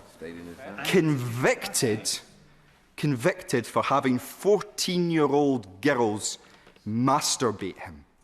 And the Prime Minister of the United Kingdom thought it was fitting for the best friend of that individual to hold the highest diplomatic office in the United States of America on behalf of the people of these Isles.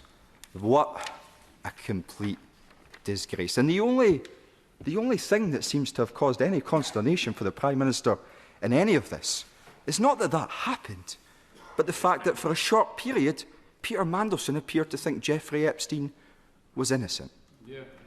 Which draws us to the conclusion that if Peter Mandelson had thought that Jeffrey Epstein had maintained the friendship but thought he was guilty, he would still be in post.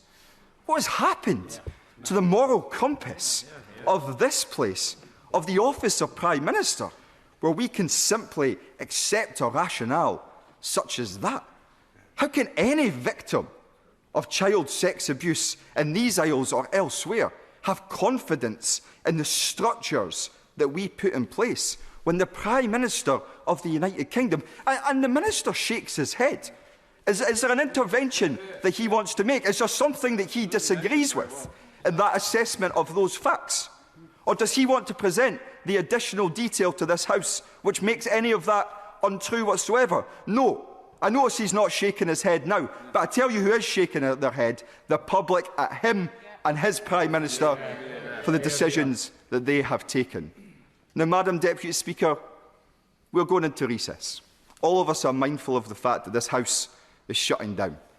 But when we come back, we expect answers.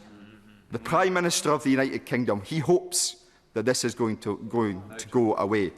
But I and every other member who is sitting in this House right now can assure him that it is not. Just for a moment, please be seated. Colleagues, there are children in the gallery. Let's keep our language tempered, make sure that we're being moderate in everything that we say. And I'll call Sir Alex Shalbrook. Thank you, Madam Deputy Speaker, and it's a pleasure to follow on from the honourable gentleman for the speech he's just made, and indeed the very fact that my right honourable friend, the member for Goole and Pocklington, was able to outline so clearly what today is about, Madam Deputy Speaker, and what today is about is an exceptionally serious matter. We are talking about the appointment of somebody who would have to have the highest security clearance, higher than a lot of ministers, having sensitive information go across his desk at the same time, and yet at the same time, in the public domain, was known that this individual was severely compromised. And that should raise a question for everybody. The Labour backbenchers, the government backbenchers, have been following today's debate in a state of despair, and I actually admire them for that, because they understand the gravity of the situation we are talking about. And as the honourable gentleman just drew on, the minister sat on that front bench for Brighton, Kemp Town and Peacehaven has done nothing but treat this debate so far with contempt. He was smirking at my right honourable friend, the Leader of the Opposition. He has been shaking his head against some of the allegations made which are in the public domain. And, Madam Deputy Speaker, that speaks to the apparent attitude going on at the heart of this government. You know, I have a huge amount of respect for the Minister who's going to have to respond to this debate. We work closely together and he is a good man. But he has been sent to the slaughter today. This is a decision that was made around the cabinet table. This is a decision where the minister last week had to come to this House and announce that the Prime Minister had instructed the Foreign Secretary to withdraw the ambassador. Where is the Foreign Secretary, Madam Deputy Speaker? This is one of the most serious issues this House has debated in this Parliament, and they've sent the minister once again to answer these questions. And to be fair to the minister, many questions can be put, and he's not going to be able to answer them. And that's why he's been sent here today, because he can push it off into the distance. And I say again, Madam Speaker, I have nothing but respect for the Minister. We work closely together in international affairs and the work on NATO, and he's always been honest up front. And I know he must be dreading this today, because on Thursday, he came to this House and literally, and maybe he can tell us when he actually did know that the ambassador had been withdrawn, because beforehand he certainly looked like a man who was slightly worried about what he had to go into this House and do. I give way to the honourable gentleman. I talk to my constituents, and it is a fact that the last few days they've talked about little else. Now, alluding to what the leader of the SNP in this place said, this issue is not going to go away. I hope politicians realise that, because it will get bigger and bigger as time goes on. And to take up the point made by the honourable gentleman, these questions are going to have to be answered. There's no two ways about it. And when the general public speaks so firmly to me in that way, and to all of us, we know they speak the truth.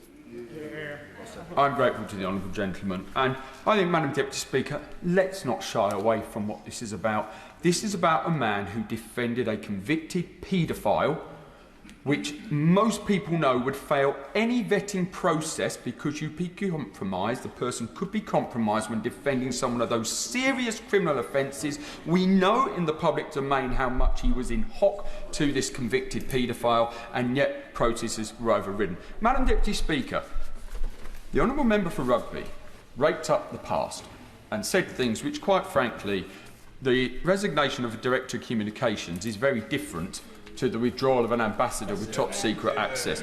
But let me say, Madam Deputy Speaker, that when we were in government, we didn't exactly not have our scandals and heartaches that we had to go through. And may I remind the House that what did Boris Johnson as a Prime Minister was not all the allegations that used to be thrown from that side of the House.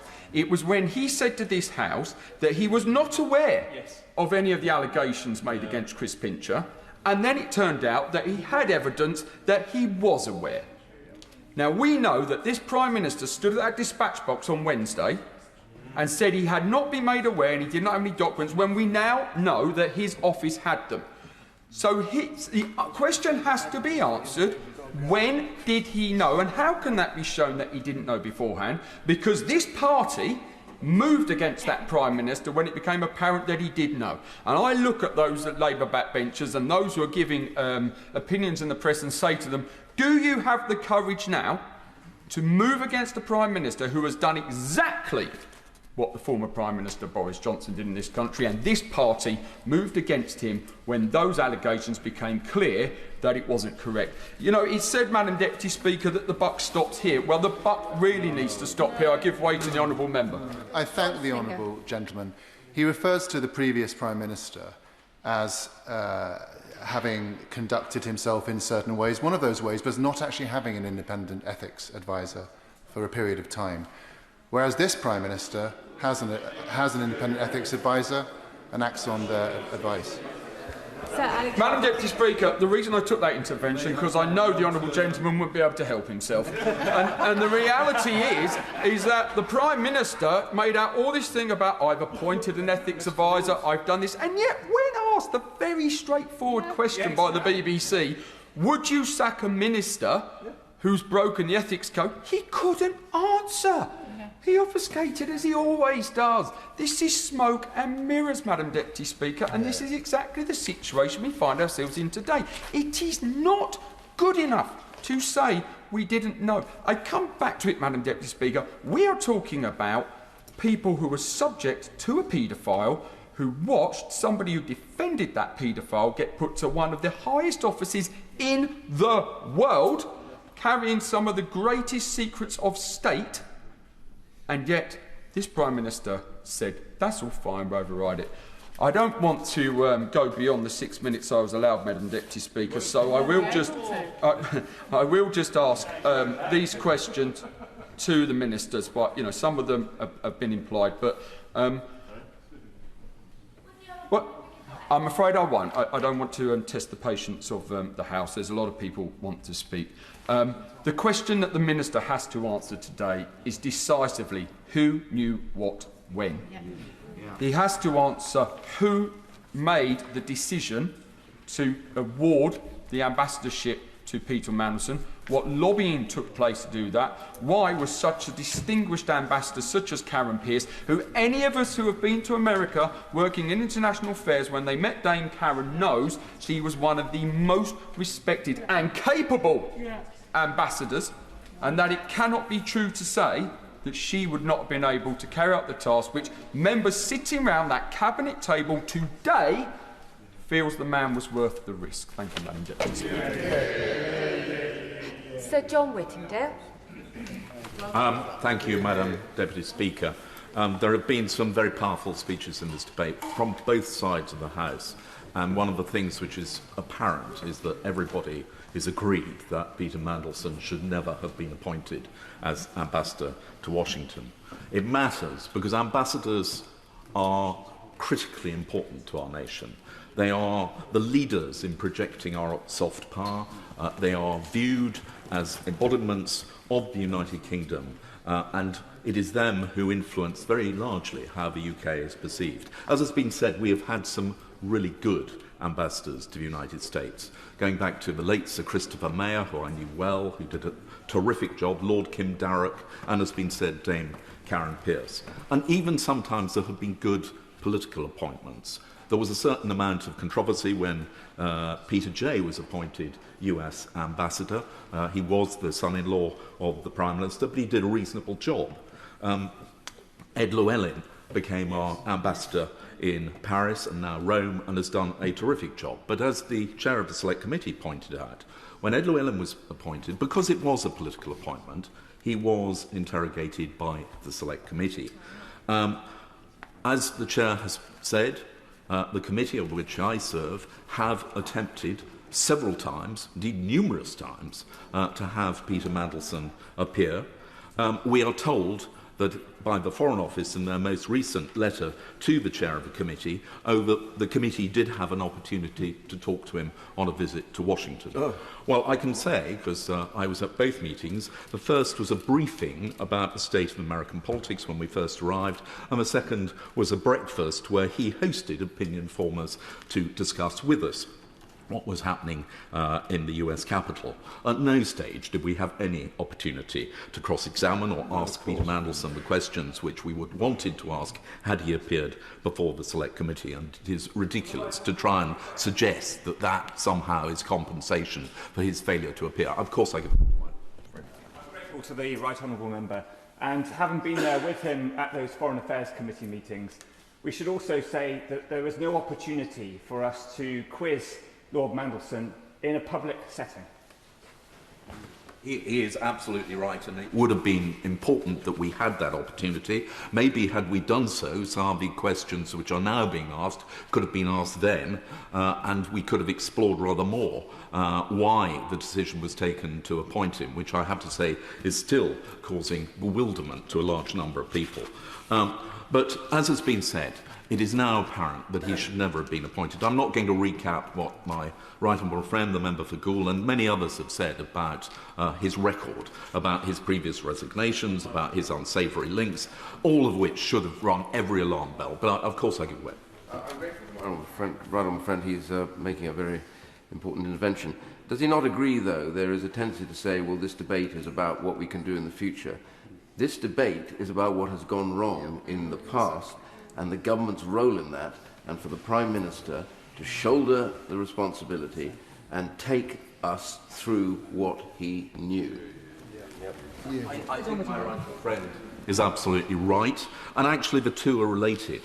Because lessons learned and what we do in the future, we can only determine the lessons and decide what to do in the future if we know what went wrong this time. And in order to know, we have to obtain the answers to the questions. Now, the chair of the Select Committee actually set out a number of very important questions, and she ran through those in her contribution, and we have now had an answer from the Foreign Office. She referred to the letter that was sent to her. What we know from the letter, and it doesn't tell us much, what we know from the letter, first of all, is the Foreign Office had nothing really to do with it.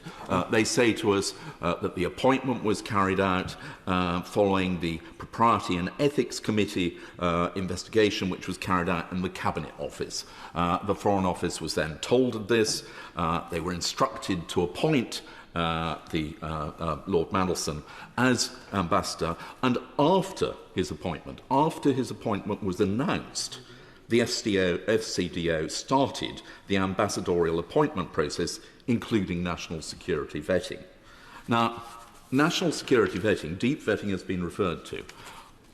We need to know what that says. However, we are told by the Foreign Office that the process of national security vetting is independent of ministers who are not informed of any findings other than the final outcome. So essentially, what appears to have been the case is that the Foreign Office is saying, well, we told his past, but we're not going to be told anything about what was uncovered, about the questions that were asked, what his answers would be. And yet this is somebody who already had very serious offences against him that had caused him to resign twice, where there were real question marks about his record, both as a European Commissioner, about some of his friendships. All of these, one assumes, must have been asked at deep vetting, and yet he passed. The final outcome was fine, he can be appointed, and the Foreign Office are told that, and they're not given any other detail. I mean, frankly, I find that completely astonishing, and it does raise the questions even more seriously, that we must find out what that process was and what the deep vetting showed, and why, if it really is the case that ministers were not given any detail about what the process uncovered, they didn't actually ask any questions about it. And that is something which I look forward to the Minister addressing when he responds. I give way to another of my fellow members of the committee. I thank the honourable member for giving way, and he's right to highlight the repeated requests that the committee made to meet with Lord Mandelson before his appointment. He also raises the various responses that we've got from the Foreign Secretary, and the important fact that there are questions over the suitability of the appointment. There must also be questions over the Prime Minister's judgment. Did he ask to see the PET report before making the appointment? Did he ask to see the security vetting report? Did he read them? Did he go ahead despite their content? Asks very valid questions, and we do need to have the answers to all of those. And he and I know he will join me in pressing for the Foreign Affairs Committee to continue to press this case, but it may well be that another body, perhaps the Liaison Committee, that does have the opportunity to interrogate the Prime Minister, will also pursue these matters. Because, as has been said several times in the debate, this is not going to go away. There is real anger out there across this House and in the country, and people will demand to know answers.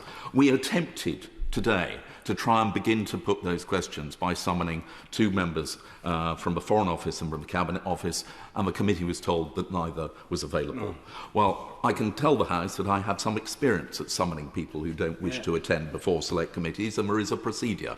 And I hope that when we return after recess, the committee will pursue these matters, that we will require ministers to appear, and if they don't do so, or if others refuse, then we will look to see what other actions can be taken. But I've finished by saying these are very serious matters. The questions have been asked. The answers so far have not been forthcoming, and we will go on pursuing this until they are.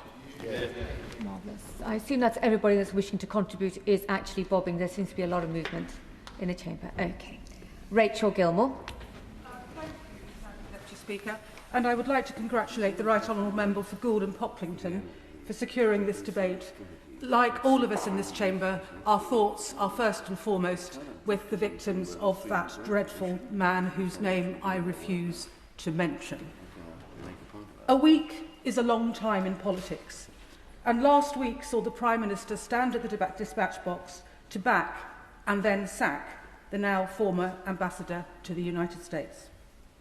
In Prime Minister's questions last week, my party leader, the Right Honourable Member for Kingston and Surbiton, questioned the Prime Minister on Lord Mandelson's appointment, and the Prime Minister stood by it, confirming that rigorous background checks had taken place. This entire situation has left a nasty taste in the mouth, to put it mildly. That the ambassador to the US, the most coveted ambassadorial position in the United Kingdom by many metrics, was seemingly okay with the moral turpitude of the ban I will not mention, even following his conviction. This casts a long shadow on Britain's place in the world. The timing and nature of this, not that it could ever be anything other than terrible, is catastrophically bad. The optics are dreadful. While we should be demonstrating moral leadership in an increasingly volatile international climate, our own emissary to our closest ally has been discredited by scandal.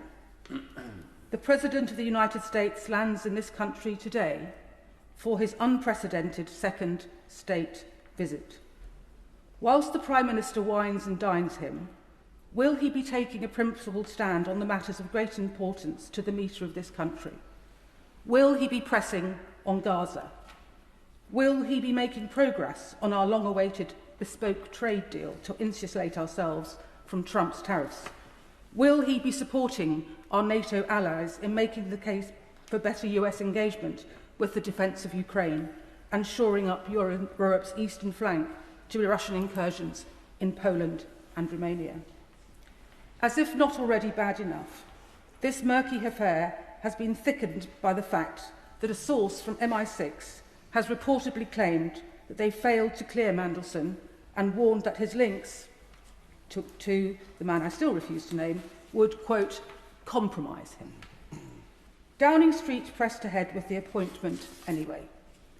It is vital that the Civil Service Commission now investigates whether the ambassador broke the Diplomatic Service Code by failing to come clean over these revelations sooner. If it is true, it raises wider questions about what other advice from the Social Security Services was neglected.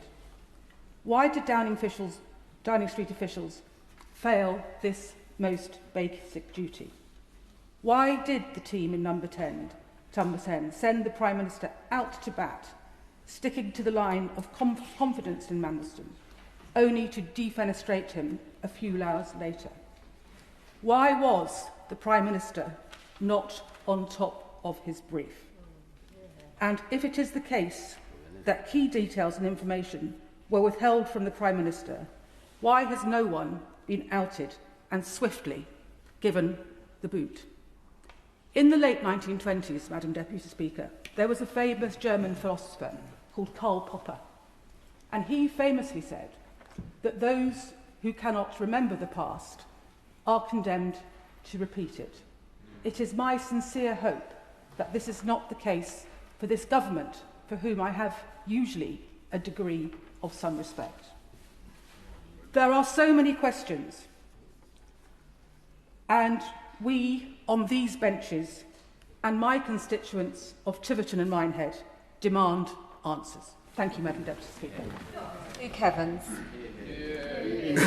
Thank you, Madam Deputy Speaker. And I must admit, when we heard that this debate was granted, I thought long and hard about what I could add or what I could say or what I could do to take part in the debate, whether I even should. And already, as we've gone through this debate, many of the questions that spring to mind have been asked, the process questions about where, when, why, how, etc., far more eloquently and far more in detail than I could put down. Because in essence, it does come down to the fact that this was a political appointment, and so the PM is the person who should carry the risk. That's the job. If it's someone else's, then we need to know who that is. So stepping back a little bit, I thought about, well, what would the man and woman on the Hinckley High Street say if I talked to them about it? Because they do talk about it, and it does hit hard to them. And they have many of the process questions that we have as well. And I reflect on the fact that stepping back, this to me seems a bit of a Pyrrhic victory, if I'm being honest. I'm acutely aware that the sword of hypocrisy has a blade on both sides, and swung heavily in this House can hit both sides equally. But it's not the wound that can kill. It's the subsequent infection afterwards. Cover up. That is the problem that we're seeing here today. And so when the member for Rugby stands up and points in the past and talks about context, he is right. Context is important to the public in this debate, and we are paying the price on this side of the House because of some of the decisions that have happened before us. Yeah. And it wasn't the fact that a previous Prime Minister ate cake, it was about the fact that it was then covered up. And we had to come to this House to say there was a report that we felt the Prime Minister lied. Now, the new Prime Minister came in saying there will be change. There will be something different. That was his words. It was even on the lectern, time for change. Here lies the problem. Because when the Minister who was Transport Secretary was found out to have committed fraud, when the Anti-Corruption Minister was investigated for corruption, when the Homelessness Minister had to resign because of making people homeless, and the Deputy Prime Minister and Housing Secretary hadn't paid her tax, it wasn't because the Prime Minister pushed them out there. It was because the media in this place did its job to hold them to account. And that's the difference that I'm looking for today. I will. I'm grateful to my honourable friends. Building on that point, does he find it absolutely vital that if our right honourable friend, the leader of the opposition, hadn't taken down the Prime Minister step by step last week, that we may be going to a recess with this scrutiny still not happening? Spot on, and I think it's respect should be given to many people who've raised this, including the Leader of the Opposition, but many in the media, many people on the backbenches on both sides of the House who have also raised concerns. And this is my primary point, because the Prime Minister said he wanted to do something different. Well, what could he do different? He could come to this House and tell people the truth, answer those questions. There is nothing stopping him from delivering a statement himself, putting himself up in front of scrutiny to answer those questions. He could convene a committee for the House. I'm sure many would be happy to attend to answer the questions that are put before him. I will. Yeah, it's a point that keeps being raised time and again. We talk about this 3-week gap now. But the reality is key select committees can continue through the recess to investigate this issue, which they should do, and call the Prime Minister to give evidence so that we don't wait 3 weeks in the hope that it dies. That's the key. My right honourable friend is absolutely spot on. But there is a key difference, actually, I would say, because the Prime Minister said he would do things differently. I know. The leadership means he could come forward himself to be here at the dispatch box. Because I have a huge amount of respect for the Minister who's going to have to defend this. But he is not the decision maker. He is not the risk holder when it comes to this debate and this decision. And therein lies the point. And this is why I'm sad today, because I think this is what the public will see. They will look on and say that a new Prime Minister came in on a landslide majority saying he's going to do things differently by his own standards that he set, and has chosen not to. He's ignored the questions, he's answered the media, and his one outing to it says, I wouldn't have made the decision if I knew the information. That isn't good enough for the public to understand. So, I finish where I started to say, I really do think today is a Pyrrhic victory, a hollow victory. But I do live in hope, Madam Deputy Speaker. I live in hope that on the day that the government is introducing the Public Office Accountability Bill, I'm hopeful that the Prime Minister could still lead the change that he set out. He could still live by his own standards that he set for himself and his government. And he could still now clear up once and for all exactly what happened. And I live in hope that that might be the case. Well done. Richard Tice. Thank you, Madam Deputy Speaker. Well, the reality is that the Prime Minister personally decided to appoint Lord Mandelson as the Ambassador to the United States, and in so doing, he has humiliated and embarrassed this nation on the international stage, because this Lord Mandelson is someone who described himself as the best pal of a paedophile. Someone who advised that paedophile, when in prison, to use that time in prison as an opportunity. Truly shocking. And there are two separate issues here that require proper examination. Firstly, the judgment of the Prime Minister, and then secondly, did he inadvertently mislead the House last Wednesday in responding to the Leader of Opposition? And let's look at the judgment of the Prime Minister. We know now that he received a 2-page document as he made the personal decision to appoint Lord Mandelson, outlining some of his links to the paedophile. And yet he carried on with that decision to appoint him. So he made that appointment in that knowledge. That is woefully, woefully incompetent judgment.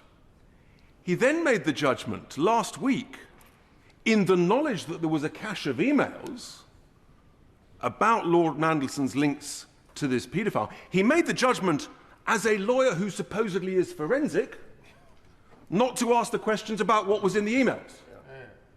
That seems to me an absolute failure of judgment. And then he made the judgment to come to this House and say that he had confidence in the man over whom he knew there was a cache of emails that he thought it was inappropriate to ask the detail about. The whole point of lawyers and barristers is they do that DD, that diligence.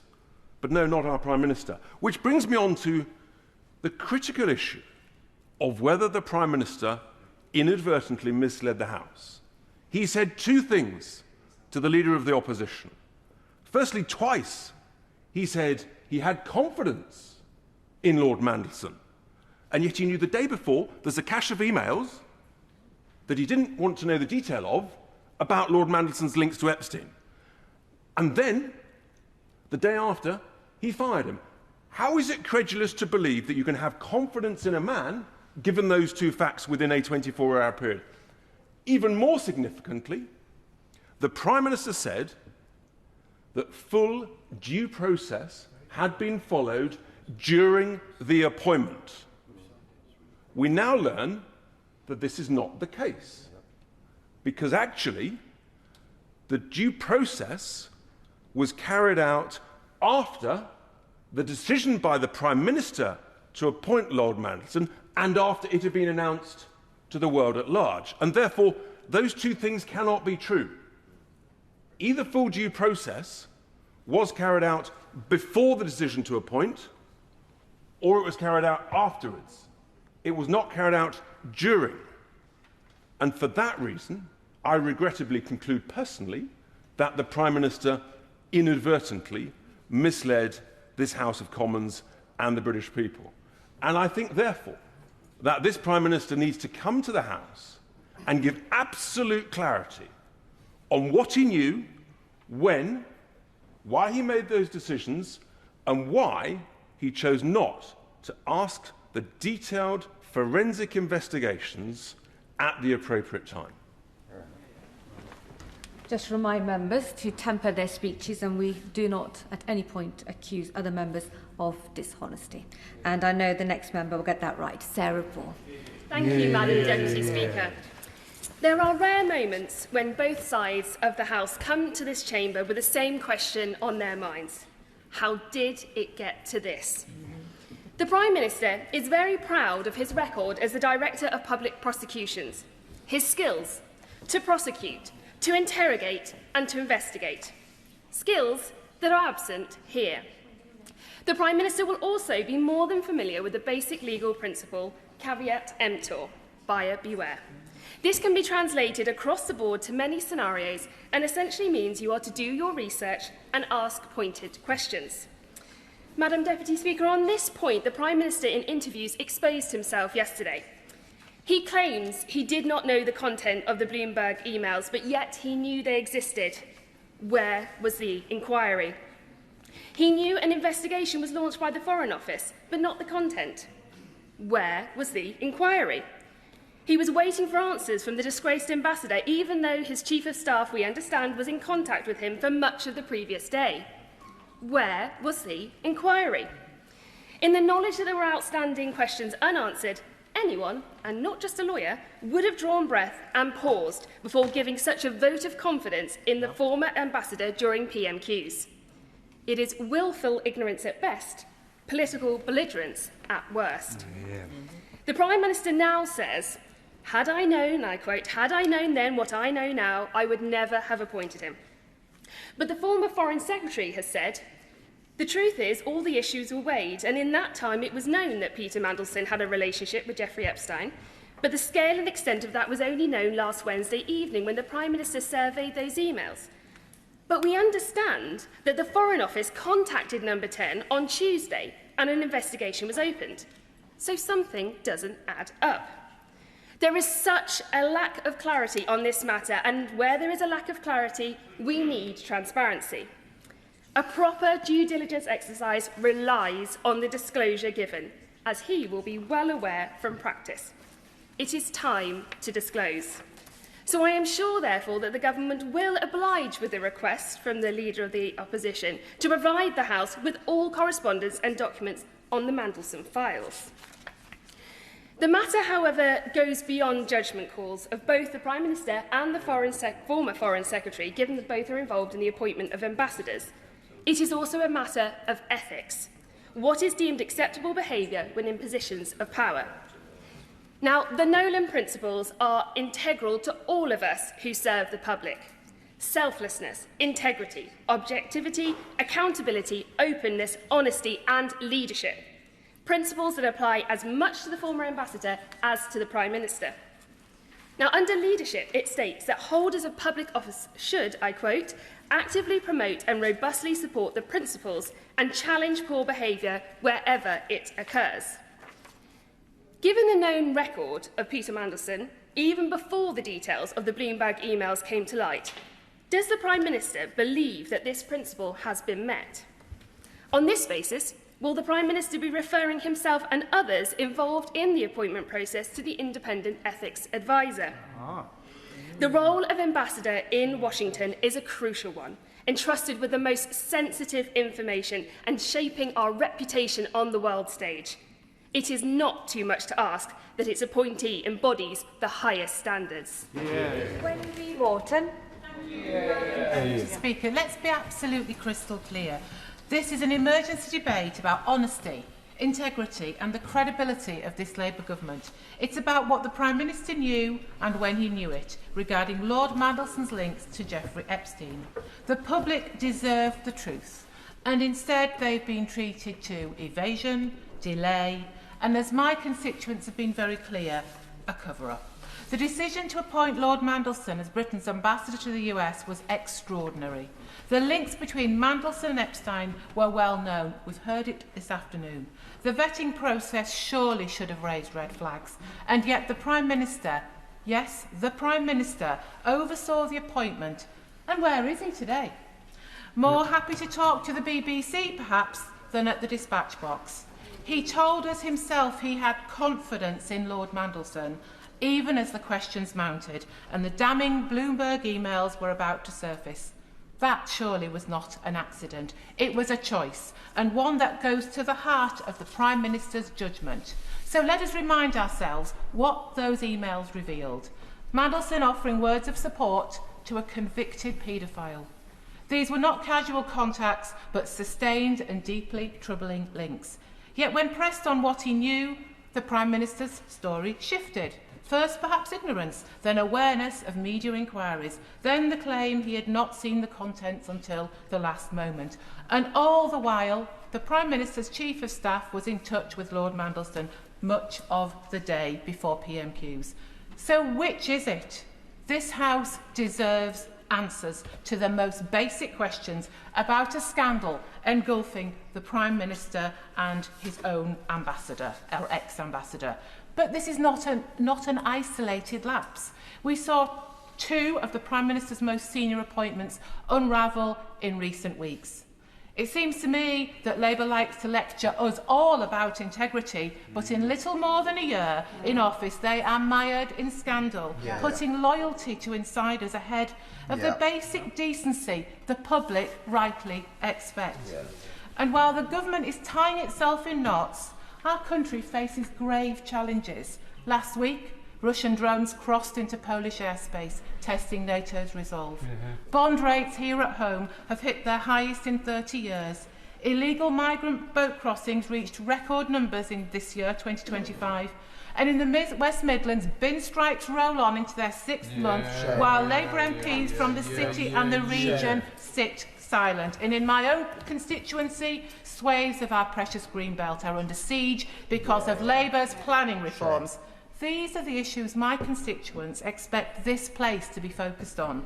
But instead, the Prime Minister is distracted by a scandal of his own making. So let's just get back to the central question. What must now happen?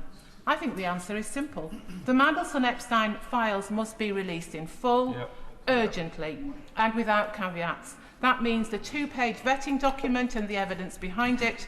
That means all correspondence between the Chief of Staff and Lord Mandelson. That means the communications between the Foreign Office, Number 10, and our embassy in Washington about the Bloomberg files. And that means any other documents presented to the Prime Minister in making the appointment. This House and the public that we serve have a right to see them. Recess will be upon us within literally hours, but this scandal cannot and it must not be sent into recess in the hope that this failing government can sweep it under the carpet. Because the longer that Labour refuses to publish the files, the more damning the conclusion becomes and the more damaging to democracy in our country and to the trust of the public. Madam Deputy Speaker, the opposition, well, benches rather, went into last year's election on the slogan of change. Well, every day they're demonstrating it, that it's change for the worse. At a moment when we should be projecting clarity, strength and integrity on the world stage. We are instead led by a Prime Minister distracted by scandal and paralysed by poor judgment. It's time to end the rumour, publish the files and finally put his country before narrow party interests. Nothing less will do. Jim Allister. Madam Deputy Speaker, I want to use the few minutes that I have to focus on how it could be that the Prime Minister of this country just last Wednesday came to tell this House that he had confidence in the friend of the paedophile, Lord Mandelson, in his role as the key ambassador for this government. He said that not once, but twice, when the Leader of the Opposition rightly asked him. He declared himself, "I have confidence in him. I have confidence in the ambassador." Those were his ringing endorsements of Lord Mandelson. And I want to examine the circumstances that then prevailed when he said those words, that he has confidence. What is confidence? Confidence is that you trust someone. Confidence is that you have faith in them. Confidence is that you have belief in them. So that is what he was telling this House in respect of Lord Mandelson. That was on Wednesday. And yet on Monday, we know, as a matter of public knowledge, that the Bloomberg emails had been published. The Prime Minister since has made some startling claims. He has said that when, at Prime Minister's question he was answering, he knew that questions were being asked. He told us that at Prime Minister's questions he only knew of media inquiries about the emails. And he knew that questions had been put to Lord Mandelson. Now, our Prime Minister is a KC. The natural instinct of a lawyer is to interrogate. The training of a lawyer is to equip them to interrogate. And yet this House is being told that when the Prime Minister stood at that dispatch box and said, "I have confidence in Lord Mandelson," though he knew that questions were being asked, he didn't interrogate and himself ask, about what? When he was told that he knew there were media inquiries about emails, if we're to believe this, he didn't ask, what emails? What do they say? Would he give way? Yes. The Honourable Member is making a fantastic speech, and the Prime Minister said he had confidence in. He didn't say pending investigation or a suspension or I'll look into it or I'll follow process. He said, I had confidence. Why does my honourable friend think that he didn't say, I will look into these situations seriously, and said I had confidence specifically at the dispatch box? I think that is the most troubling thing about this. That equipped with the knowledge that he inevitably had, Monday night's publications, knowledge that questions were being asked, knowledge that there were media inquiries about the emails, and yet the credibility of this House is to be stretched to be asked to believe that he, a trained lawyer, never interrogated any of that, never asked what emails, what do they say, what questions have we asked. He came to this House blind, we are asked to believe, to all of that. Now, not only in the appointment of Lord Mandelson do we see serious flaw in the judgment of the Prime Minister, but if that is truly the situation, that he came to this House with a limited but uninterrogated knowledge of these matters, then it raises further questions about the Prime Minister's judgment on all this. And I fear this House has many answers yet to receive. It's a matter of regret to me, as it is to others, that the Prime Minister is not here today to answer those demanding and alarming and yet simple questions.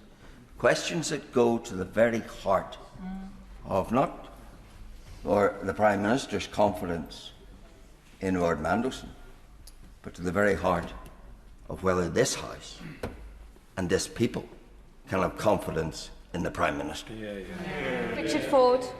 Madam Deputy Speaker, the UK has a proud tradition of appointing career civil servants as ambassadors. Our senior diplomatic service is respected worldwide, and travelling with the Foreign Affairs Committee this year, we have heard high praise for our, quote, Rolls-Royce civil service. Professional, reliable, globally respected. And one strength of the British civil service lies in the clear separation between politicians and officials. Since the Northcote and Trevelyan Report of 1854, civil service impartiality has been a sine qua non of a permanent civil service. The reputation of the British government depends on it. That rigid distinction has served us well across the decades and applies in the staffing of our most senior diplomatic posts. And yes, there have been occasional exceptions. Baron Llewellyn of Steep was one, the former Chief of Staff of Baron Cameron of Chipping Norton when he was Prime Minister. He was appointed first as Ambassador to France in 2016 and now serves as His Majesty's Ambassador to Italy. He had gained experience with Baron Chris Patton in Hong Kong and later Lord Ashdown, Paddy Ashdown, when he was High Representative in Bosnia. So plainly, somebody with enormous international experience. But crucially, this political appointment of Baron Llewellyn gave evidence. He was called to the Foreign Affairs Committee in 2017 to give evidence shortly after he had been appointed. Contrast that, the British way, with how the United States makes its ambassadorial appointments. It is common for American presidents to reward political donors or political allies with ambassadorial posts. Donald Trump's choice for the EU ambassador to London is a case in point. The ambassador to London is an investment banker, a donor to the Republican Party, and not a career diplomat. As of the 3rd of September, Donald Trump had appointed 67 ambassadors in his second term. 61 of them are political appointees, more than 90%. Yet in the United States, such appointments are subject to public scrutiny.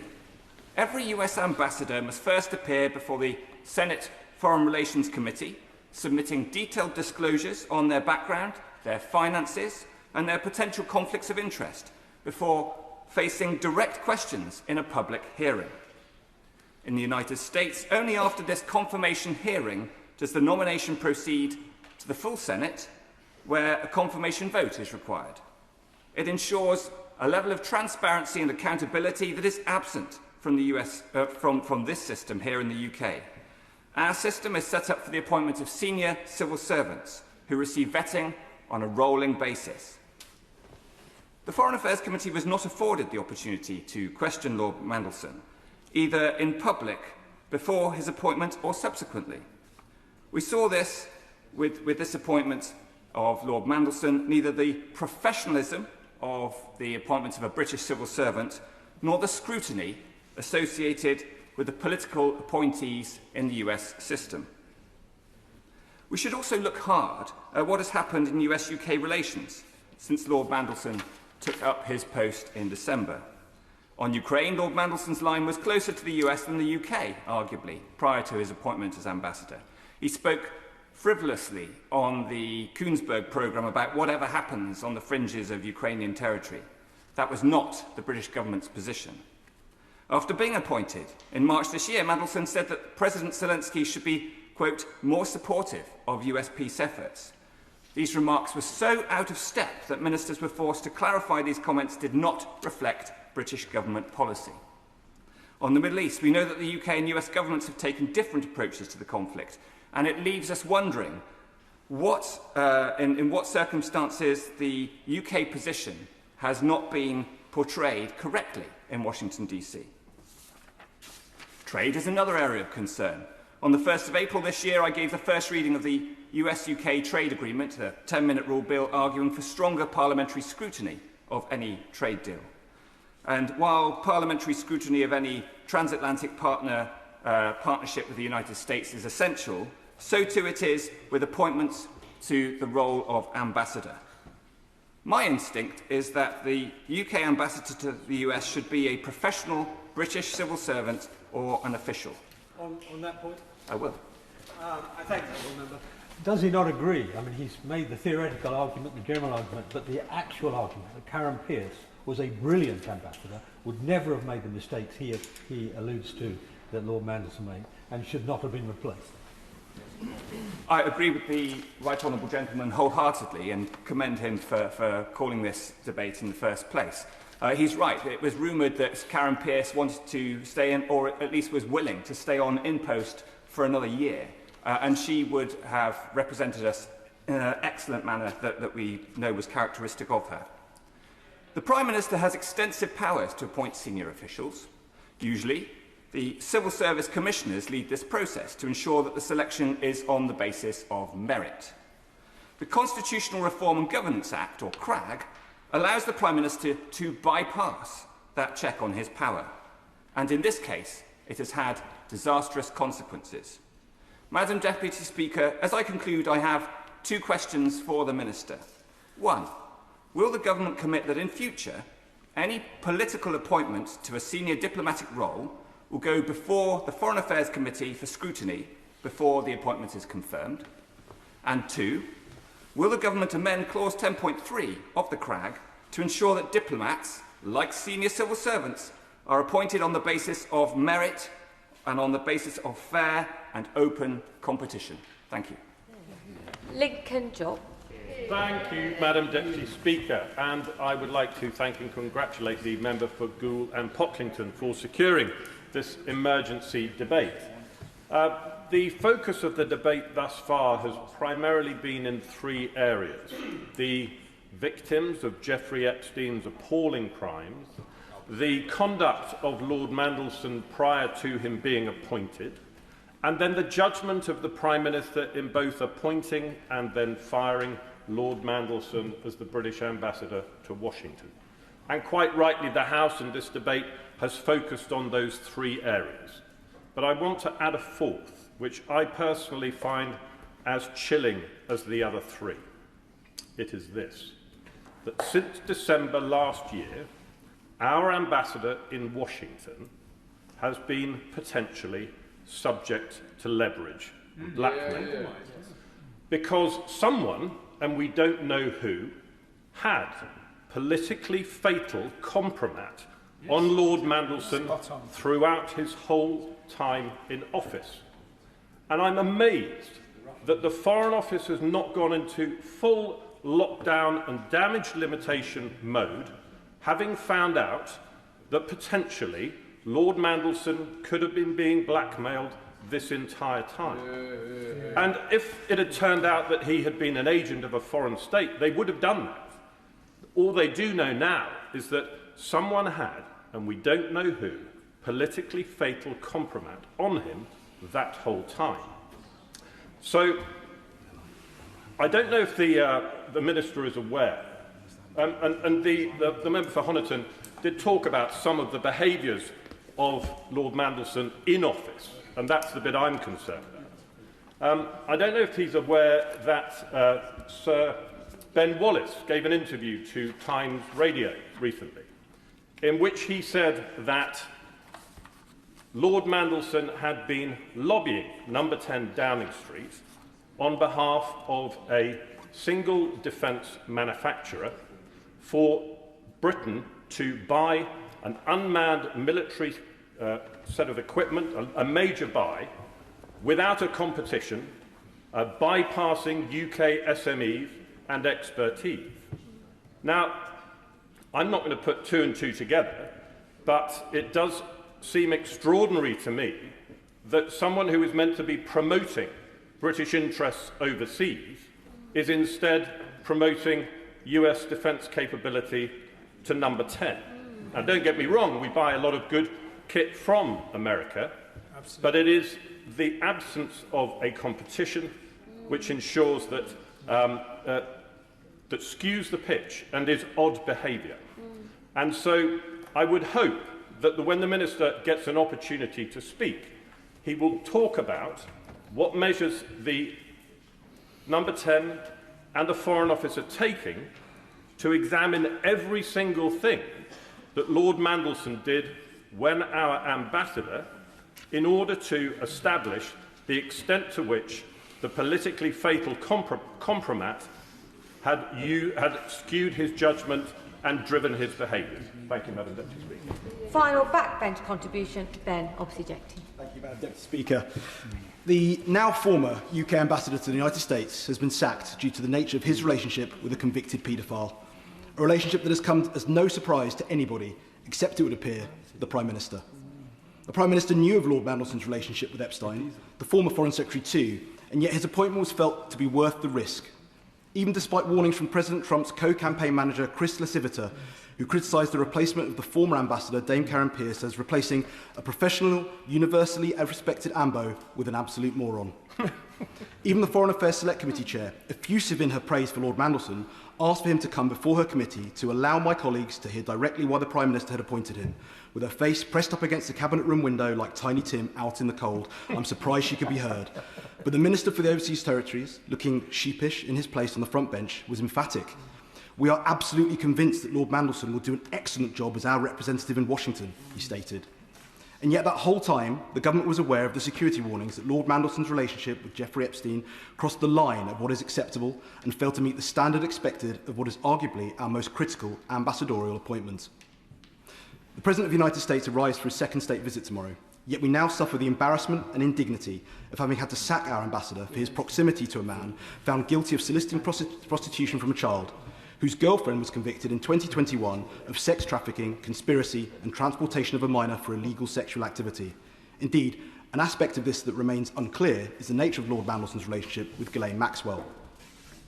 The New York Times has described it as a stinging embarrassment that casts a shadow over the planned state visit. How has the Prime Minister allowed this to happen, ignoring the advice from his security assessment to appoint him anyway, embracing the risk, then having it blow up in his face? Prior to entering Parliament, I worked for Barclays Bank, and in 2021, the bank's CEO, Jess Staley, resigned amid a regulatory probe into whether he mischaracterised his relationship with Jeffrey Epstein. I actually raised a complaint with my managers that was roundly ignored, never advancing beyond managing director level, such was the squeamishness that surrounded the story.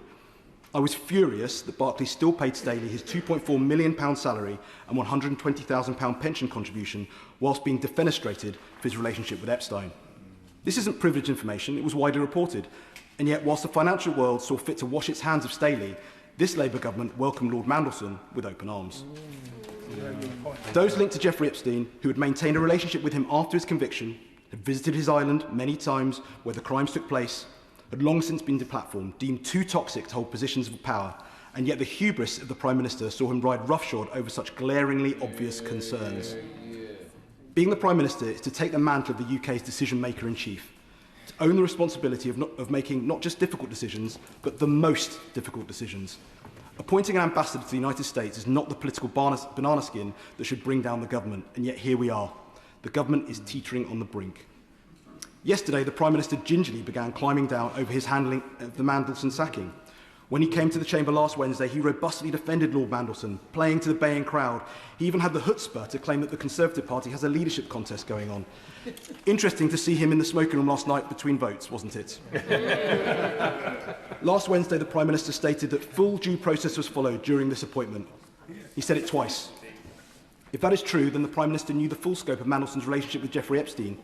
If he didn't know, and new information subsequently came to light, then either the vetting standards of the government are incompetent, or the claim of full due process is inaccurate. I have confidence in the ambassador. He said that twice too. The Prime Minister's explanation yesterday stated that there were 3 reasons for his tergiversation.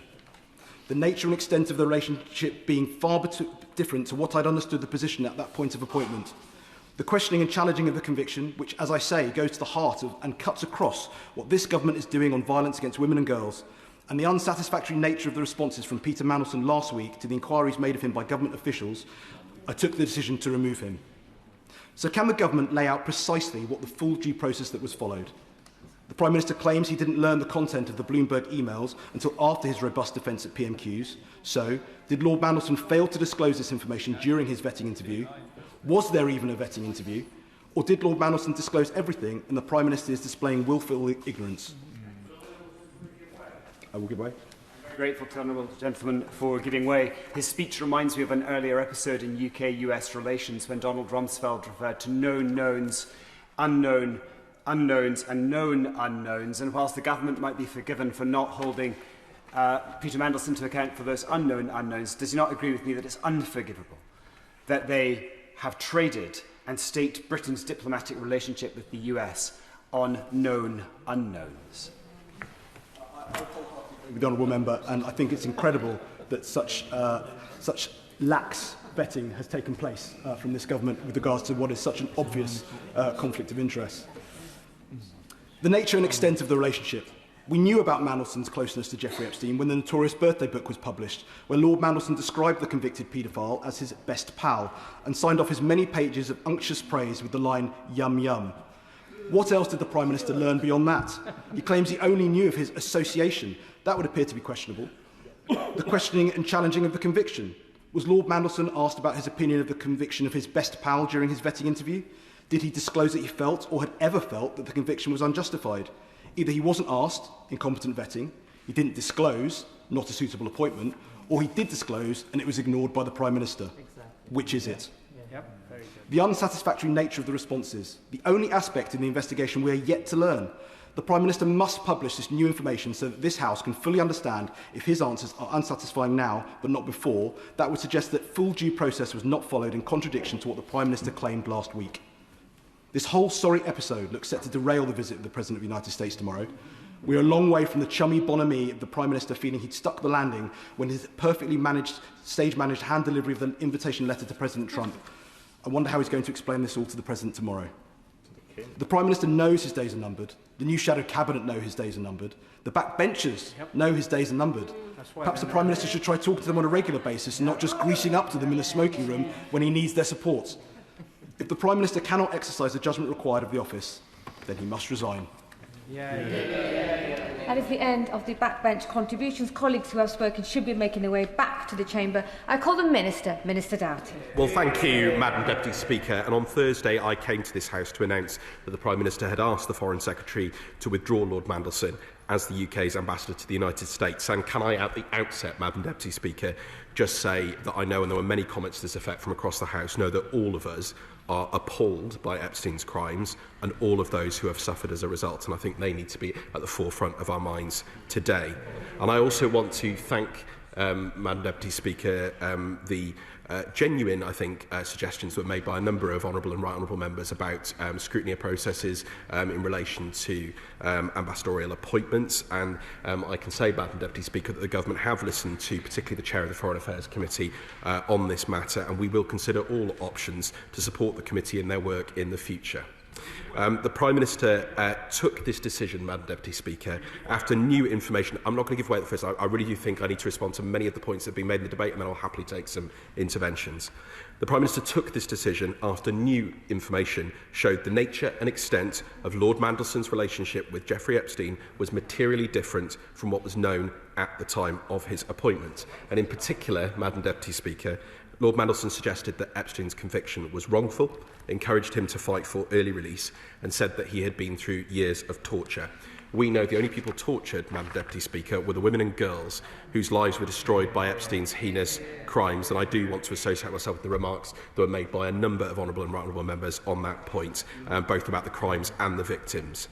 Madam Deputy Speaker, the Prime Minister has been... I will give very way on that very specific point. Grateful to the Minister for giving way. So is he effectively telling the House that on the basis that Lord Mandelson had retained friendship with Jeffrey Epstein, despite him being a paedophile, that was fine?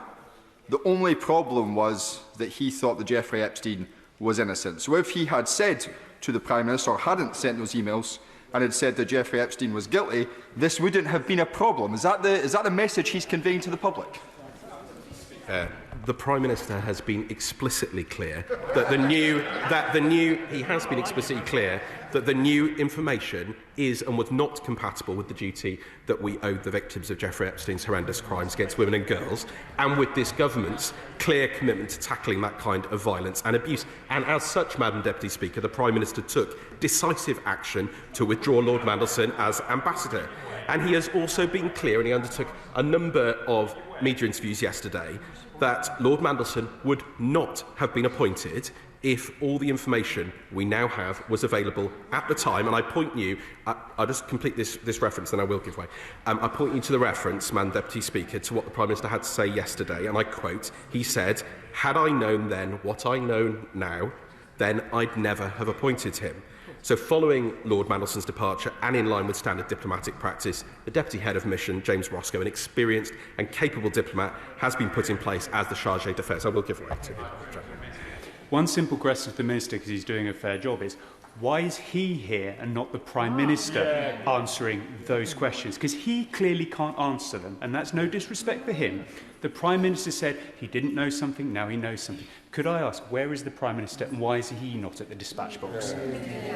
Madam Deputy Speaker, I'm here responding for the Government. I'm the Minister for North America, and he will also understand that there are very important matters taking place today that the Prime Minister and Foreign Secretary are involved with. And of course, we've seen the launch of the new Hillsborough Law today as well, which was referenced during the debate. But Madam Deputy Speaker, I do want to say, I will give way to the Honourable Gentleman in short order, but I do want to just say something about our excellent diplomats and officials across the world. Because, Madam Deputy Speaker, we have an excellent team at the British Embassy in Washington. Indeed, we've had many excellent former ambassadors, and we have a wide network in the United States, across the United States, not just in Washington, and in King Charles Street. And I want to pay particular tribute to them and all the work that they're doing, particularly in supporting the outcomes of this week's important and historic state visits. And I totally associate myself with the remarks made by my honourable friend from Vauxhall and Camberwell Green on their professionalism. And I know that's been experienced by many members across the House, and I think that's important that we have that on the record, Madam Deputy Speaker. This is a crucial moment for UK-US relations, and together we are focused on delivering on jobs, on growth and security for people on both sides of the Atlantic. I said I would give way. I'm very grateful to the Minister, and because he is such a decent Minister and because he does enjoy respect on both sides of the House, I'm tempted to repeat the advice that Lloyd George gave to Churchill during the Norway debate of 1940, which is not to make himself an air raid shelter to protect his colleagues, in this case the Prime Minister, from the splinters. And if, in fact, the Prime Minister's case is as strong as he makes out, can he explain why, if I remember correctly, only a single backbencher made a speech from his own backbenches in the Prime Minister's favour? With respect, this was an emergency debate, obviously, Madam Deputy Speaker, that was secured by the opposition. I am here setting out the case very, very clearly, and we've had a number of contributions on this side of the House, but he knows I have affection for him as well across the House and the work that he does, and included his role chairing many important committees in this House before.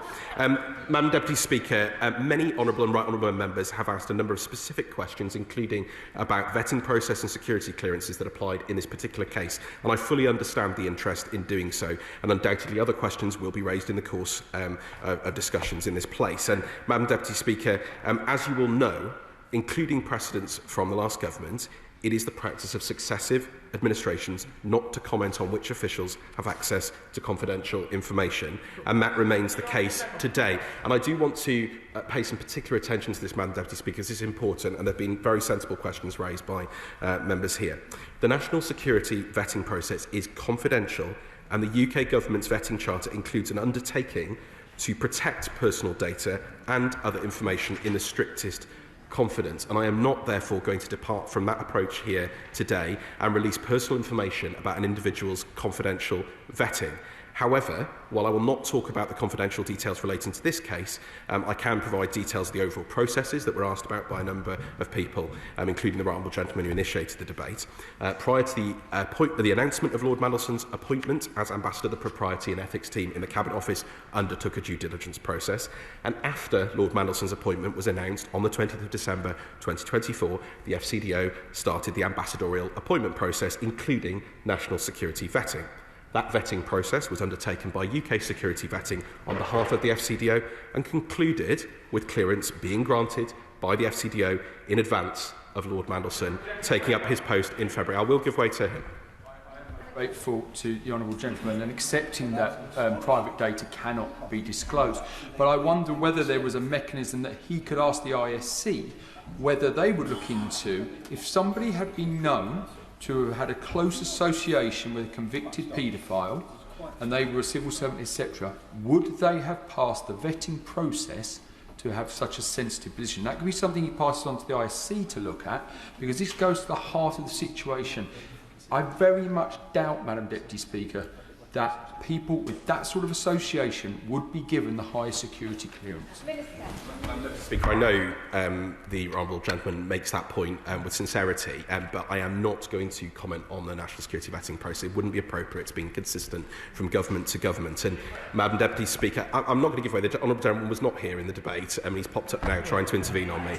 Madam Deputy Speaker, national security vetting is a long-standing formal process undertaken by UK security vetting on behalf of individual departments and reporting back to them.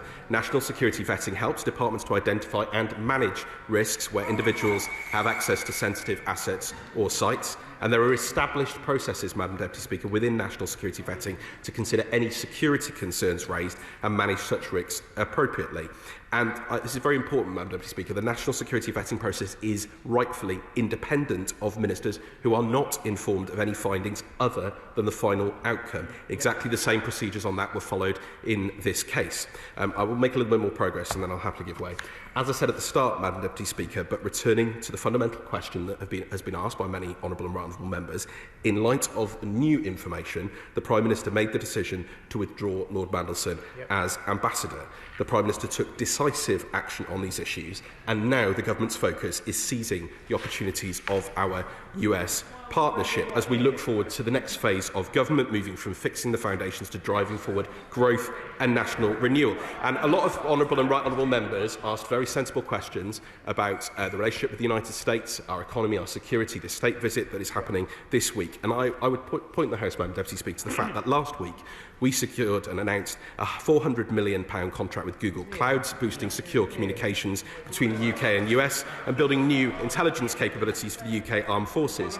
On Sunday, Madam Deputy Speaker, we announced over £1.2 billion of private US investment in the UK's world-leading financial services sector, and that new investment is going to create 1,800 new jobs across the UK and boost benefits for millions of customers. And just yesterday, Madam Deputy Speaker, we announced a new UK-US partnership on civil nuclear power as part of our drive to put billions of pounds of private investment into clean energy. And I look forward to further announcements over the coming days. Order. I can barely hear the Minister.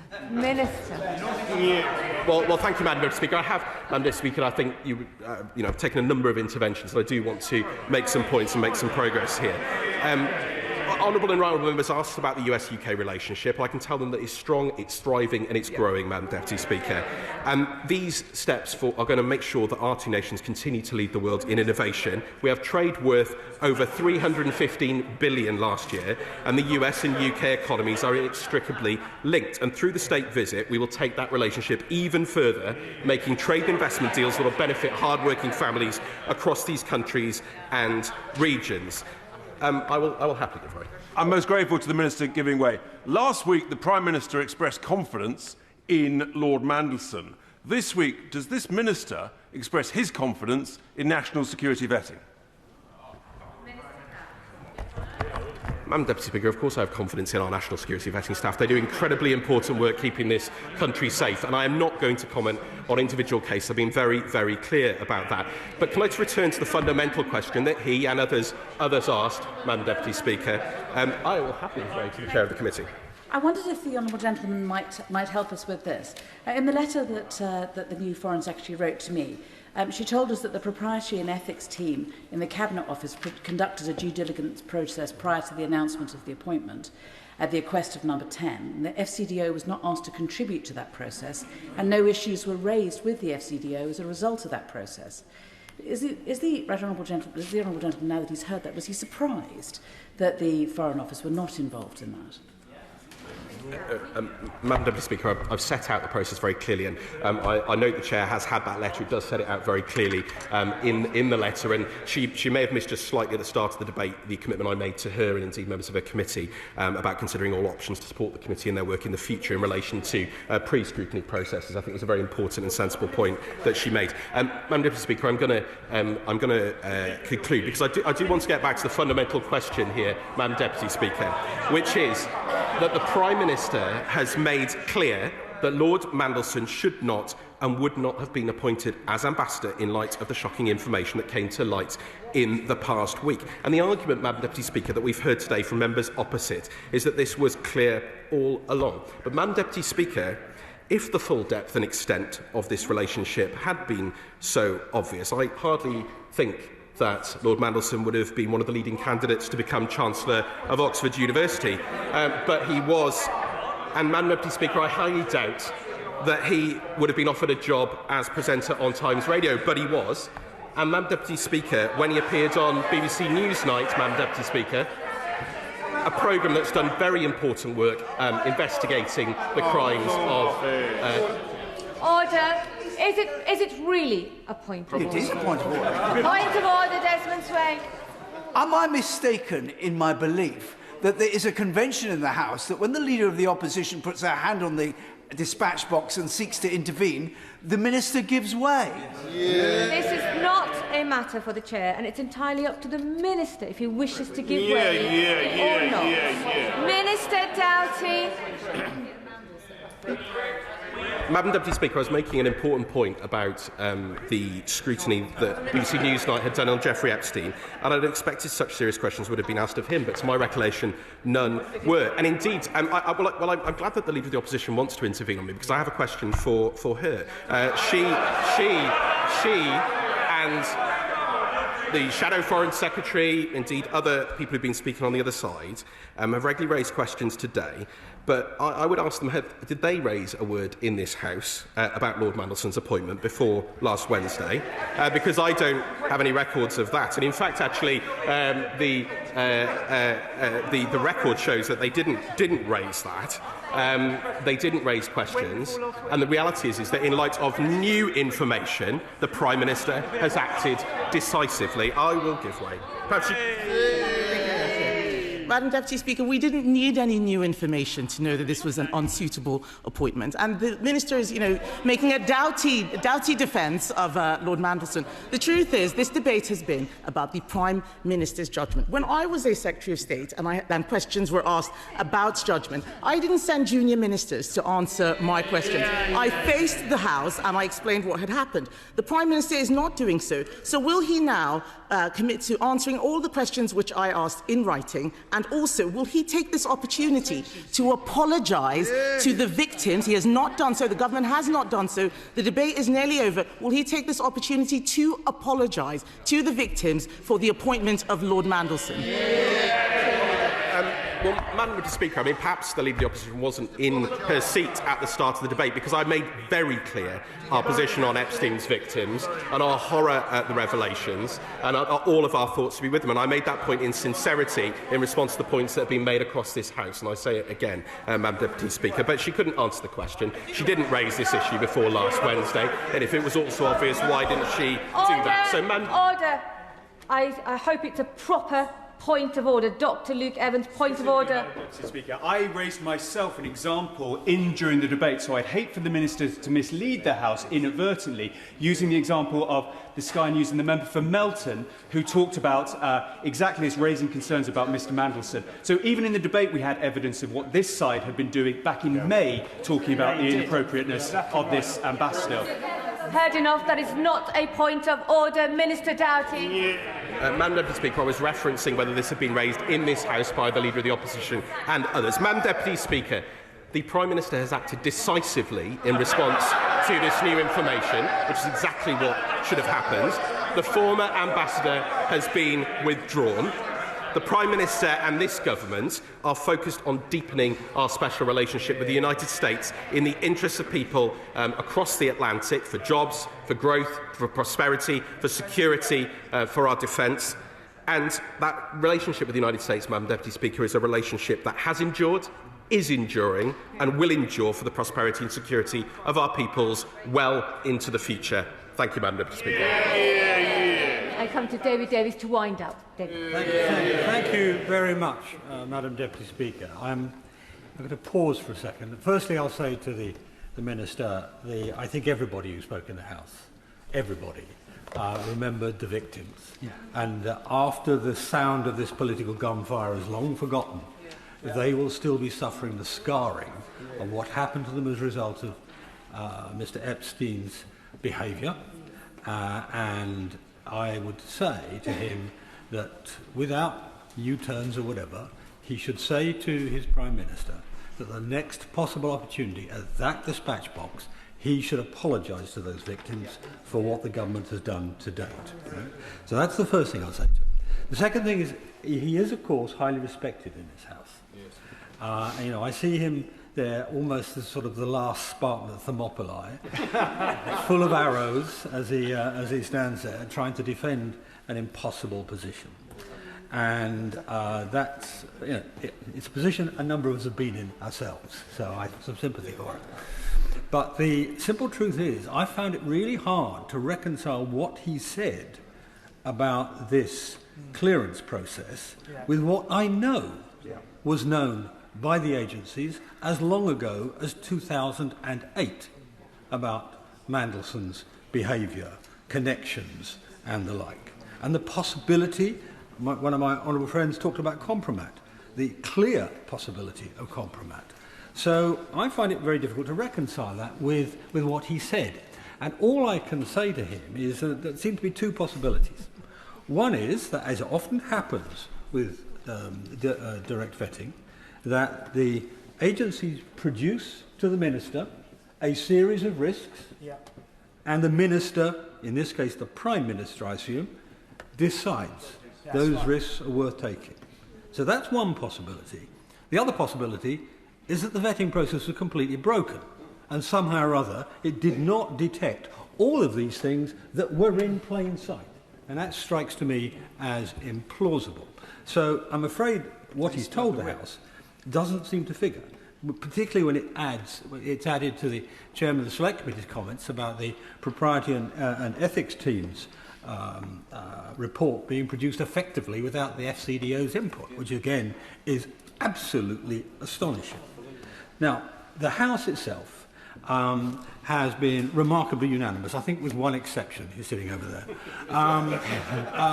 The Leader of the Opposition made her characteristically sharply focused speech, and she said a number of things which almost uniquely the leader of every other party here agreed with, which is that we need the information. We need the accountability.